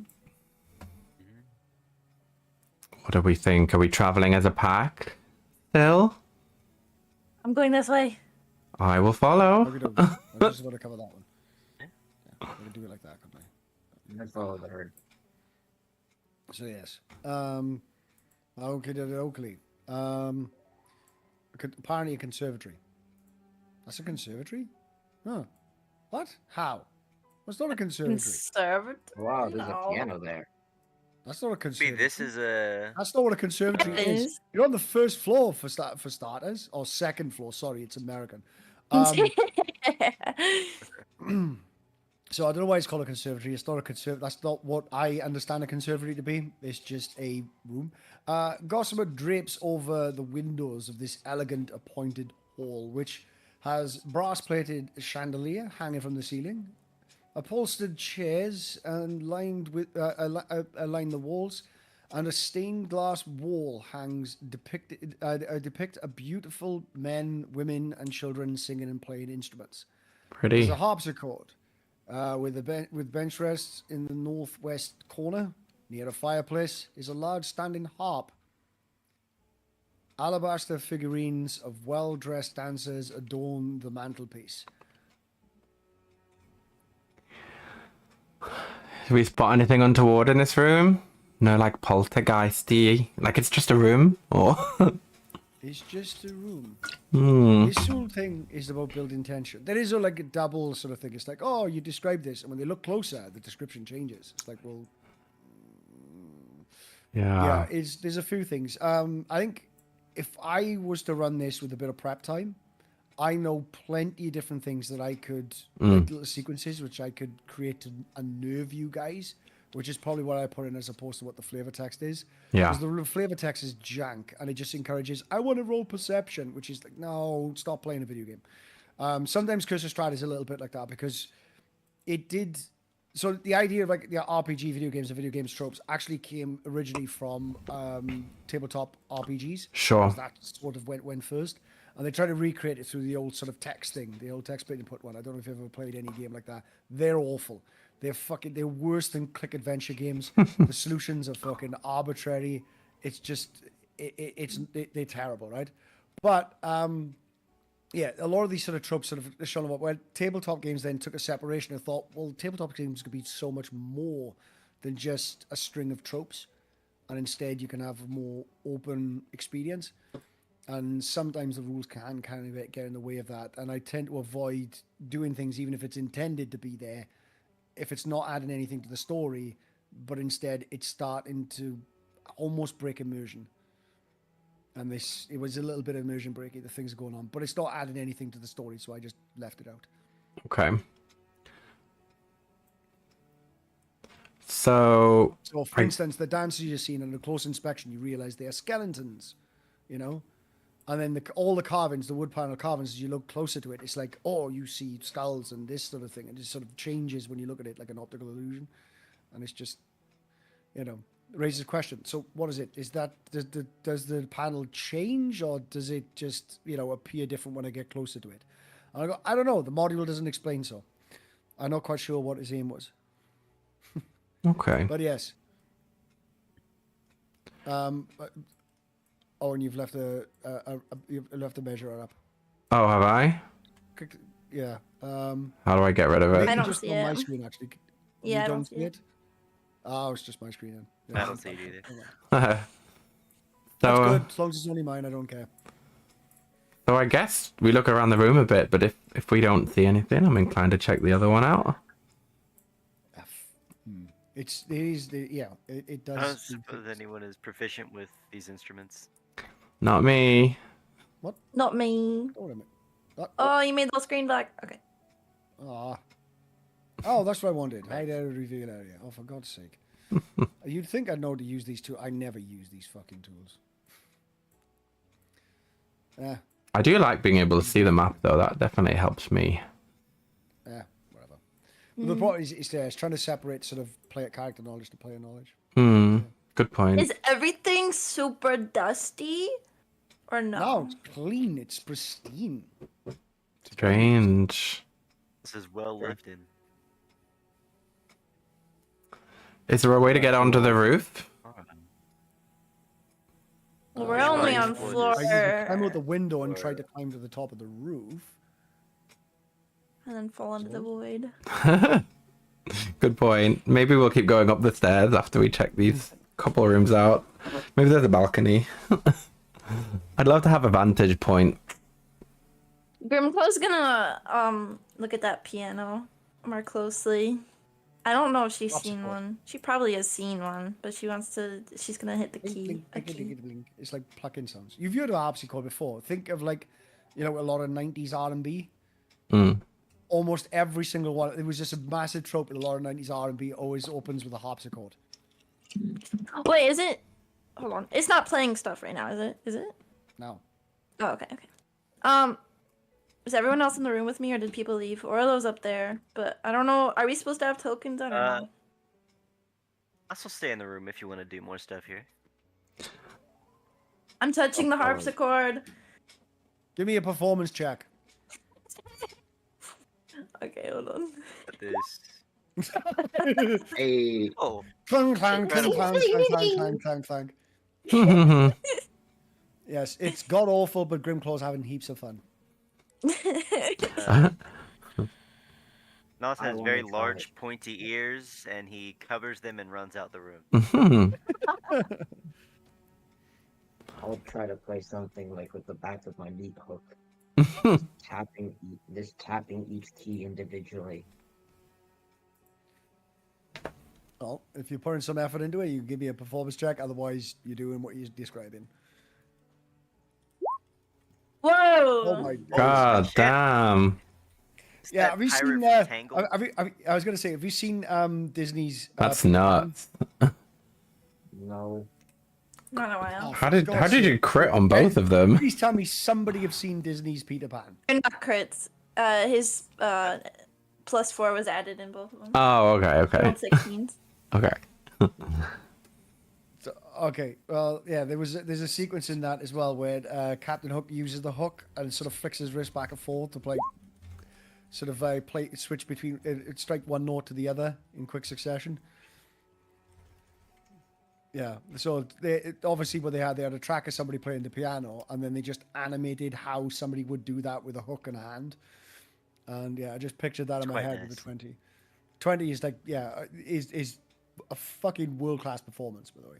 That's a good that's a really good performance.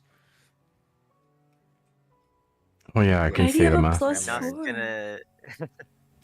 I get hand tremors when I don't kill someone for long enough.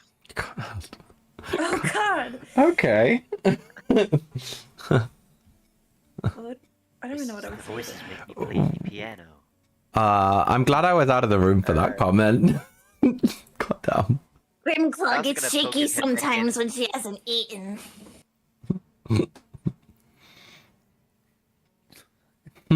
Says with a pot belly full of food. Can I wander upstairs, or would my guy want to stick around with these people? There's a library. Red velvet drapes over windows of this room. An exquisite mahogany desk and matching high back chair face the entrance and the fireplace, above which hangs a framed picture. Above what? The fireplace. Oh yes, above the fireplace, above which hangs a framed picture of a windmill perched atop a rocky crag. Situated in the corners of the rooms are two overstuffed chairs, floor-to-ceiling bookshelves line the south wall. A rolling wooden ladder allows one to more easily reach the high shelves. That's not going to be necessary for you there. Anything of interest in this room? Give me a perception check. Gotcha. Ugh, a bunch of books. You see bookshelves. Sweet. And what I just described.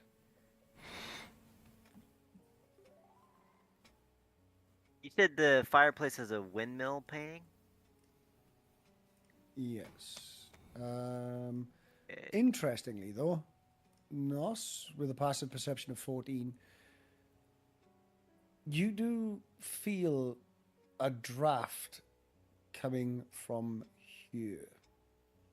And it's not the window. Okay. So it's from the bookcases then. This is gonna start like pulling books off the shelf. If that. Yeah, sure. You pull a bunch of books and eventually what looks like a red covered book with a blank spine, when you pull that, it's effectively like a door handle. It just unlatches it and the thing swings open. Ooh. Whoa. There are books on the floor. Na says, "Ooh, first try."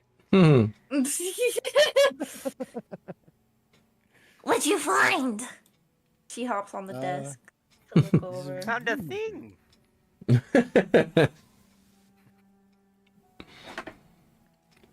You said there's a room? Yeah, there's literally this room here. I found a Oh, thing. It's like a space. Yeah, but this also contains bookshelves packed with tomes. With this sort of space on the spines, it's things to do with like fiend summoning rituals, necromantic rituals, and one of them is called the Priests of Orsibus.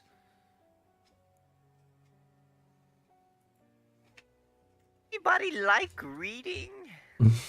No! Shit. If you're gonna have a quick flick through, give me an investigation. Investigation or Arcana, actually. If you're having a flick through to try and get some. Those might be the same thing. Yeah. We'll just do Arcana. Oh my god, he's stupid! Yeah, let's just do that. There's So a there- lot of chuckle fucks in this one. Does anyone boy. have intelligence? Okay, well, -1. No, dude. I got a -2, dude. We're all I also have idiots. a -2. Dude, it is fucking. It is the dude group. Are there any bits in Infernal? Sure, Oh, that's a Yeah, bad They're roll. not. In fact, they're all written in common. And we Okay. still can't depict them. Yeah. Oh man. Nas is flipping through the pages. Actually, track blank full. stare, Like, drooling. if you want to have a look at this, I was going to say you can make the roll with advantage, but never mind. You've already rolled, and it is a 7 in both. Are there Well, any? Hey, Are there any picture Blackfield's books? Oh Nope. God, fix that fucking name tag. No picture oh, books. what? It is. One Massive. second. Oh, you've There just, we go. Fixed it. Yeah, I just updated it, but never mind. So Are any? You said Yeah, the you books were probably will. tomes, right? Are any of them like no, magical's not the right word. Like, do any of them? Are any of them like sentient? Like, can they? There's no sense that they can talk or anything. They're just Magical. books. no, there's nothing. You got no sense of magic. You got no sense of whether or not they're real. Okay. Because we've got an entire party of fuckwits. Yeah, yeah. Over the table knowledge, just to put your minds at ease, so you leave the fucking books alone. They bogus. It's a DC 12, by the way. A DC 12. Oh, and I got They 11. They did a load of they're a crock of shit. That it's We would have been there. There's nothing. Nothing legit there at all. Okay. Okay, a heavy wooden chest with clawed iron feet stands up against the south wall. Its lid half closed. Sticking out of the chest is a skeleton in leather armor. I really like leather. So here's the issue. I know what this probably is. However, Nas is stupid. So Nas is going to reach his sticky fingers for that chest. Yep. Interesting. Skeletons. Guys, No there's a good. chest in here. Wait. Okay. Yeah, you open it up and you go, oh, that's what it was. It was a trap. It was a trapped chest. Yeah, that makes sense. The skeleton was the unfortunate bastard. You know the saying is like the early bird gets the worm. But the second mouse gets the cheese. You're the second mouse. Ideal. Good to be lazy. Clutched in the skeleton's left hand is a letter bearing a seal. Which, So wait, I'm lost. Was it actually a trap or no? The trap was already sprung. Somebody. Oh, okay. A skeleton in here. Okay.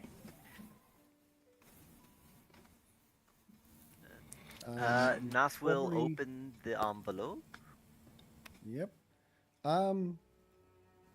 It is reads as follows. My most pathetic servant. I am not a messiah sent to you by the dark powers of this land. I have not come to lead you on a path of immortality.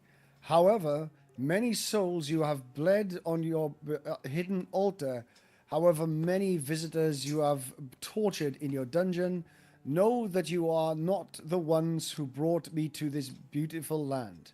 You are but worms writhing in my earth. You say you are cursed, your fortune spent. You abandoned love for madness, took solace in the bosom of another woman, and sired a stillborn son. Cursed by darkness? Of that I have no doubt. Save you from your wretchedness? I think not. I prefer you as you are. Your dread lord and master, Strad von Zorovic. Strad? Sounds like there's a dungeon here, guys. Okay. So that Would I know who painting out Strahd there, is? they're holding The a chest dead contains baby. 3 blank sorry. books with black leather covers worth, by the way, blank books, they're worth 25 gold pieces each. Mm. Ooh. I currently have no money. And 3 spell scrolls, which most of which are you're probably not going to be have because restrictions on the march, but I'll replace them if that's the case. I can hold stuff, guys, if you want. They don't need books. They can be fine. Got an empty old backpack. Let's go. Right. We have. Come with me and you'll see. Yep. You can certainly have this. 3 spell scrolls. That one you can have. Who's? That one you can't. And that one you can't. How does this work? Do you manually add things to people's inventories, or do we discuss, or how does it work? Discuss whoever's got them and you keep them in your inventory. I don't There are want 3 them. books. And there are 3 spell scrolls. Are they pretty? Give the poor person the books. I'll take the books then. I can probably learn to read one day. So for a quick, for a quick sale, you would get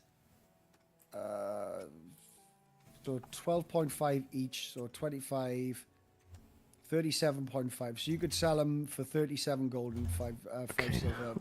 What do Easy, quick sale. What do I call them in my item name then? Are they just books?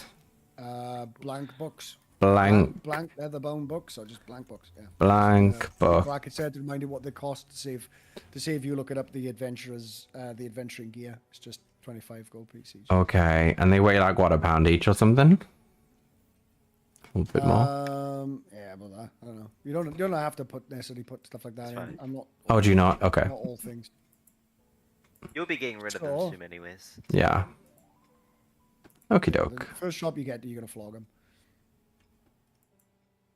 Sweet. Thanks. If we go all, and what do we have? Nothing. Fuck. All right. Oh wait, I'm stupid. Lose the paladin. Lose the ranger. And now? No. What? How? All right. Oh, Fine. D&D Beyond Sorting. No, I'm trying to find. Oh, artificer. There you go. Still no. What? How? How about now? No? Christ. Yeah, there's very little bloody overlap with these spells. All right, there's.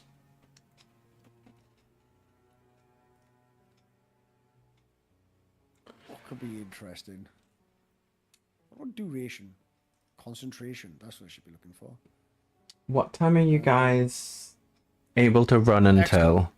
There we go. Right. So you've got bless, Mhm. protection from evil and good, What? and what could be a good one? Fairy fire. Ooh. Actually, should I just That's do good. wizard ones? Because they get the most out of this shit, don't they? So we'll go with bless because that's what's meant to be there. Silvery barbs could be interesting. Well, there's no wizard in the party, anyways. Yes. And You can still use a spell scroll though, right? no. Oh, you can't? Oh. But they still worth money. So okay, loot you take out of this, so stuff that gets added to your inventory stays in your inventory. When you're in another world, you might be with another party that happens to be a wizard there. Ooh. You also may end up places where there's shops. Like first level magical scrolls are worth a decent amount of money. You could probably sell them for about 50 gold each, easy. Fair play. What, do we split them up? So yeah, we're gonna go with bless, protection from good and evil, because I like that. That's nice and thematic. And emerald goblet. That's so weird. Oh god, is that the one? Oh, that's macabre, isn't it? Basically, increase one a day protection from the benefits of the advantage of the shadow realm. Oh no, it's very setting specific. And ooh, comprehend languages. Done. Nice. So yeah, you got bless, protection from evil and good, and Comprehend languages. There's 4 of us, right? I took the book, so if y'all want also deed those. to the house, Oh. deed to the windmill, and a signed will. Well, that's interesting. Arillo's never had a house of his own. The will is signed by Gustav and Elizabeth Durst. Bequeaths the house, the windmill, and all other family property to Rose and Thorn Durst in the event of their parents' deaths. So you now have the names of the family. The Gustav, Durst. Elizabeth, Rose, and Thorn. The family name is Durst. Right.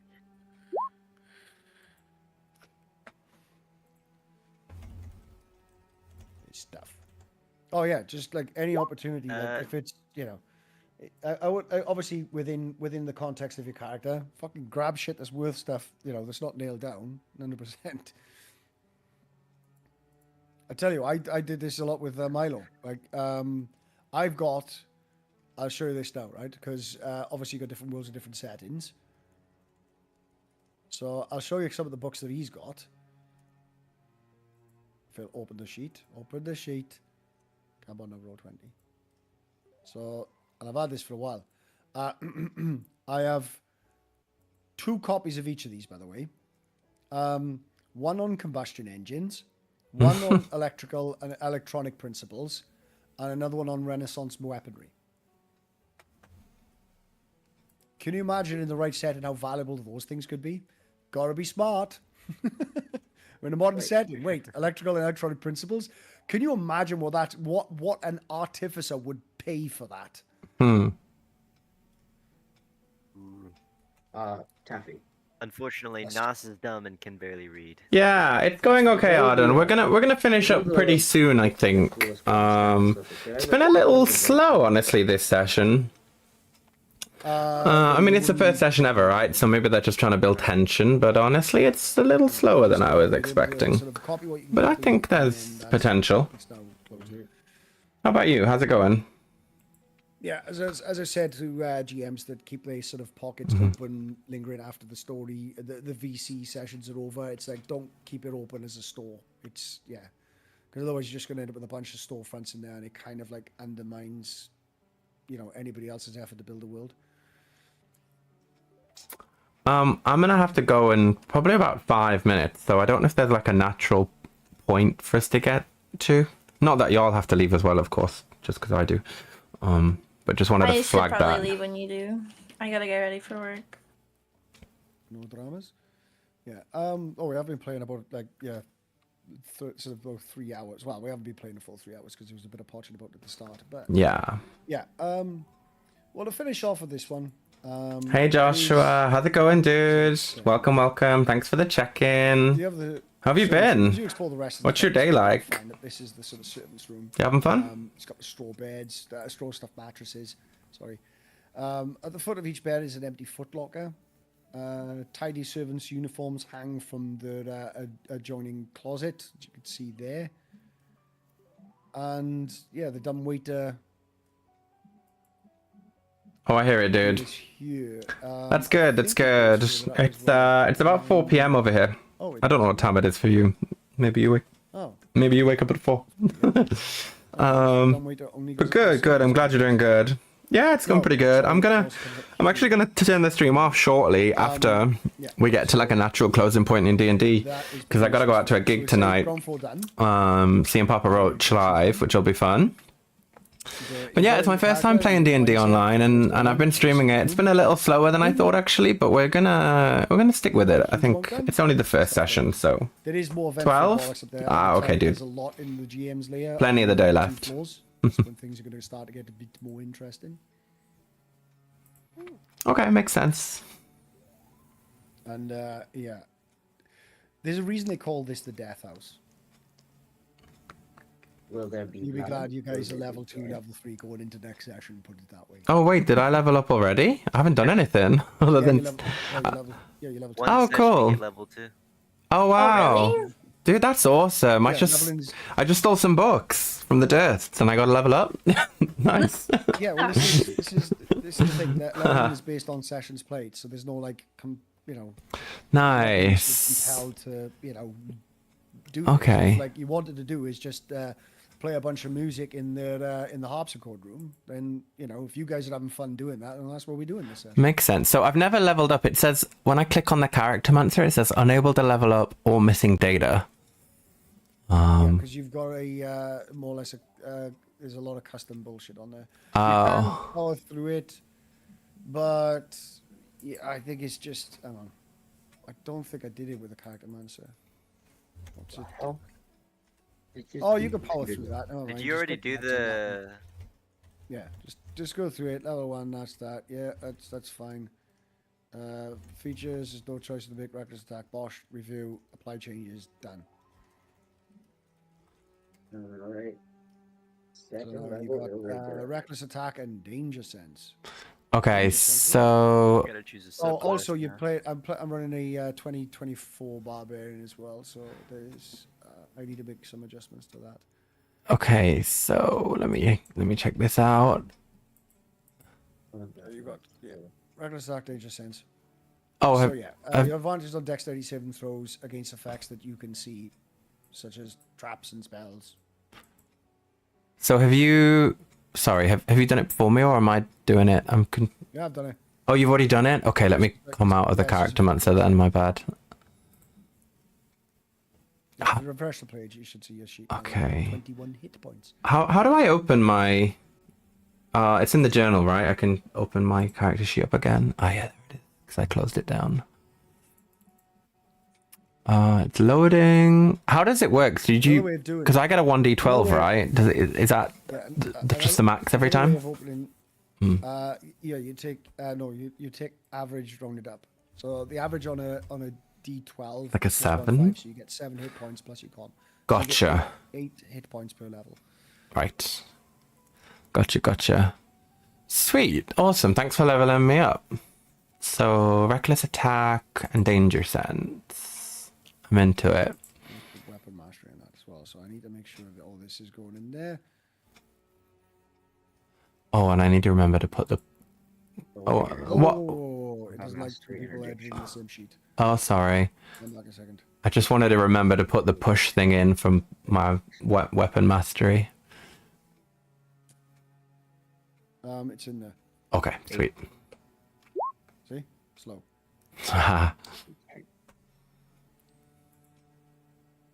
Oh. That got slow on it though. I think we went with push. Oh yeah. I'll faff that now. Yeah, thanks.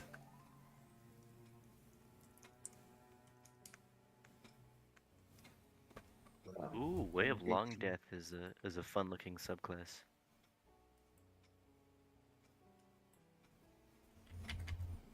Yes, the death. Emily, good session. Wait, when is the next one? Bye. Is this already an event? It'll be every week now. Saturdays. Yeah, I see. Saturday 1 o'clock. Okay. Okay, sounds good. I Bye bye. under the UTC. Bye, love. See you later. Thank you. Thank you for coming. This has been fun. Okay, yeah, I think just like you say, is there anything else I need to know before I go? So it's 1 o'clock again next week. Same sort of time, like 1 till 4 maybe, I guess. Yeah. And is it like the same campaign every time this time of the week? Yeah, we'll continue this story. This week we'll continue this story. This time next week we'll continue the story. Awesome.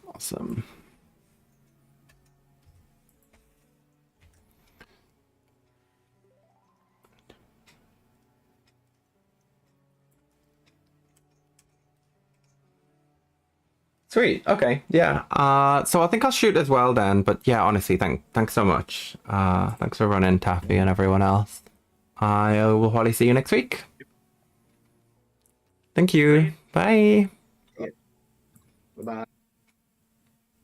Okay, y'all. So that was my first stab at D&D. Yeah, it was a little slower than I thought, but I think that's because the type of campaign they're running is like a tension building one, right? Not super combat heavy yet, but we did level up, so there's that. Pretty cool. I'm gonna try that next week again, I think. Mind you, it is the day after Valentine's Day, so we'll see. But let's see how we go. Somebody requested it, so it'd be a shame for me to not give it a really good go. But I did enjoy it, actually. I really did. I need to get out my comfort zone a little more, though. I think that's what's happened there. Let me just double check who we've got in the chat, who we can read out to. I got a couple of folks. Let me just make sure I got everyone that checked in. Just so I remember to shout y'all out. We got Cog, we got Ford, we got Arden, we got a Sheik. I feel like there was one more person. The chat history is since gone, and I don't think they checked in. Well, that's okay. All right, let me see who's around. Let's see who I can. Got ODS as well, haven't I? Hi, ODS. Let me see who I can read out to. Who's live right now? Oh, hey Tat, how's it going? You've joined actually just as I'm about to raid out, but but welcome to the chat. Thank you so much for coming through, supporting. I appreciate it. It really helps. But like I say, we just we've been running for about 2.5 hours now. It was my first time playing D&D online. I normally play other games, PlayStation, League of Legends on PC, a bunch of other ones too. Check my About Me page out if you want to learn a little bit more. Come through next time, and hopefully you'll see a bit more of what we're about. But yeah, this session, if anyone watches it back, was our first time playing Dungeons and Dragons. I wasn't sure what to expect. It was a little slower than I expected, but we'll see how that's going. Yeah, PSN still down OTS, at least last time I checked, about an hour or two ago, unfortunately. So I thought it was a good chance to try D&D with PSN being down. But yeah, it sucks, right? It sucks. A whole lot of people on stream for PSN are pretty annoyed at the minute. But that's okay. Okay, right. Let's see who we can raid out to. Raid. Who have we got live? Oh yeah, there's a couple of people live right now. So we're gonna go to. I think Potato is a great person to raid out to. Great sense of music taste. He's playing Fortnite right now. I think he's been live for like 10 hours, so it'd be, you know, we can show him some fresh love. I'm sure he'd appreciate the burst of energy. Let's check it out. Let's check it out. Where is he? Where is he? Potato. Yeah, I think he's just hit 1,600 followers, so that's real nice for him. All right, y'all. Yeah, we're gonna go ahead and raid out. But hey, thanks so much. Whether you've just come in or you've been here a while, thanks for sticking with it. I know this is different from what I usually stream, so I appreciate it, and I appreciate you. And you know, we'll see you next time. Thanks, y'all.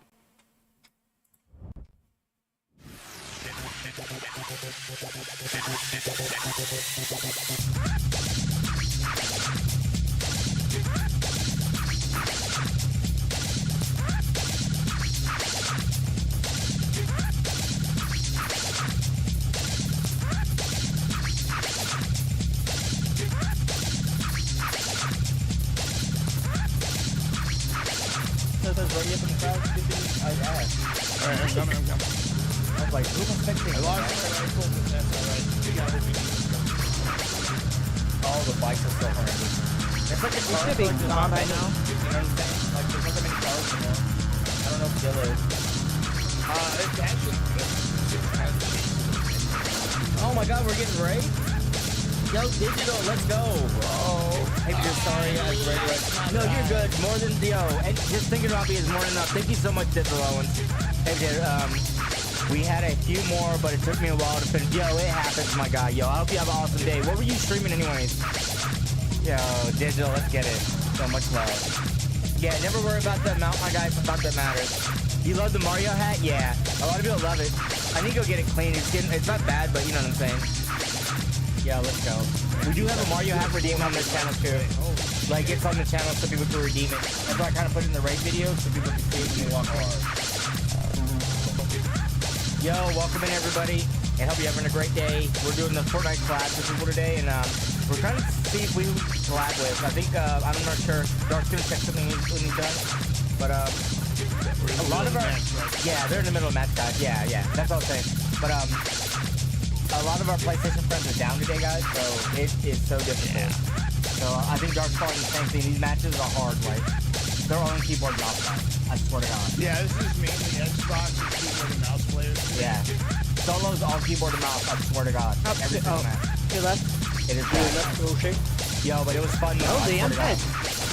Roche. No, look at that shit. Oh. Alright. So you just keep spamming that rifle center mouse, huh? No, it just kind of depends on what I'm doing. I'm gonna see how you shoot. Shoot through who? Probably that. They shoot through the shit. Wow. Yeah, they are fucking him up. Yo, throw your heel down. Oh, you have a chance. Just gonna drop that shit down. I didn't know you had the peek on you. I couldn't see it. So one of my chatters in a previous stream heard me talking about Dungeons and Dragons. They said I should try it out. So I joined the Dungeons and Dragons section. Oh, yeah, that's it was different than I expected, a little slow to be fair. But with PSN down, I figured it was a good, because PSN down is still down. Like even Fortnite right now is difficult with PSN down. It was because the matches don't have like that feel, you know what I'm saying? Like, they're pretty bad. It was interesting to be a gamer where it's like a theater of mine almost, rather than a fast pace. Yeah, instead of all that FPS, sometimes it's good just to like role play or kind of talk it out. Play me. Yeah, definitely. Not you. Yo, that's freaking awesome. Yo, much love, Digital. Yo, did you ever get your thing fixed on your stream, the little guy? I'm not sure if you messaged the guy and you get that fixed. I know it looked right when I looked at it, and you was asking like, it looked right, but the counter was off. I know that. Oh my god, it says 1 when you rate it, but it bumped us up to 76, so definitely see what I'm saying, my guys? Thought that always counts. I appreciate you. Yo, let's go. Yo. I kind of want to hit a ball, but I don't know, I'm going to get too high, though. I don't want to miss my shots in the fight. You know what I'm saying? I'm going to be quiet so you guys can concentrate.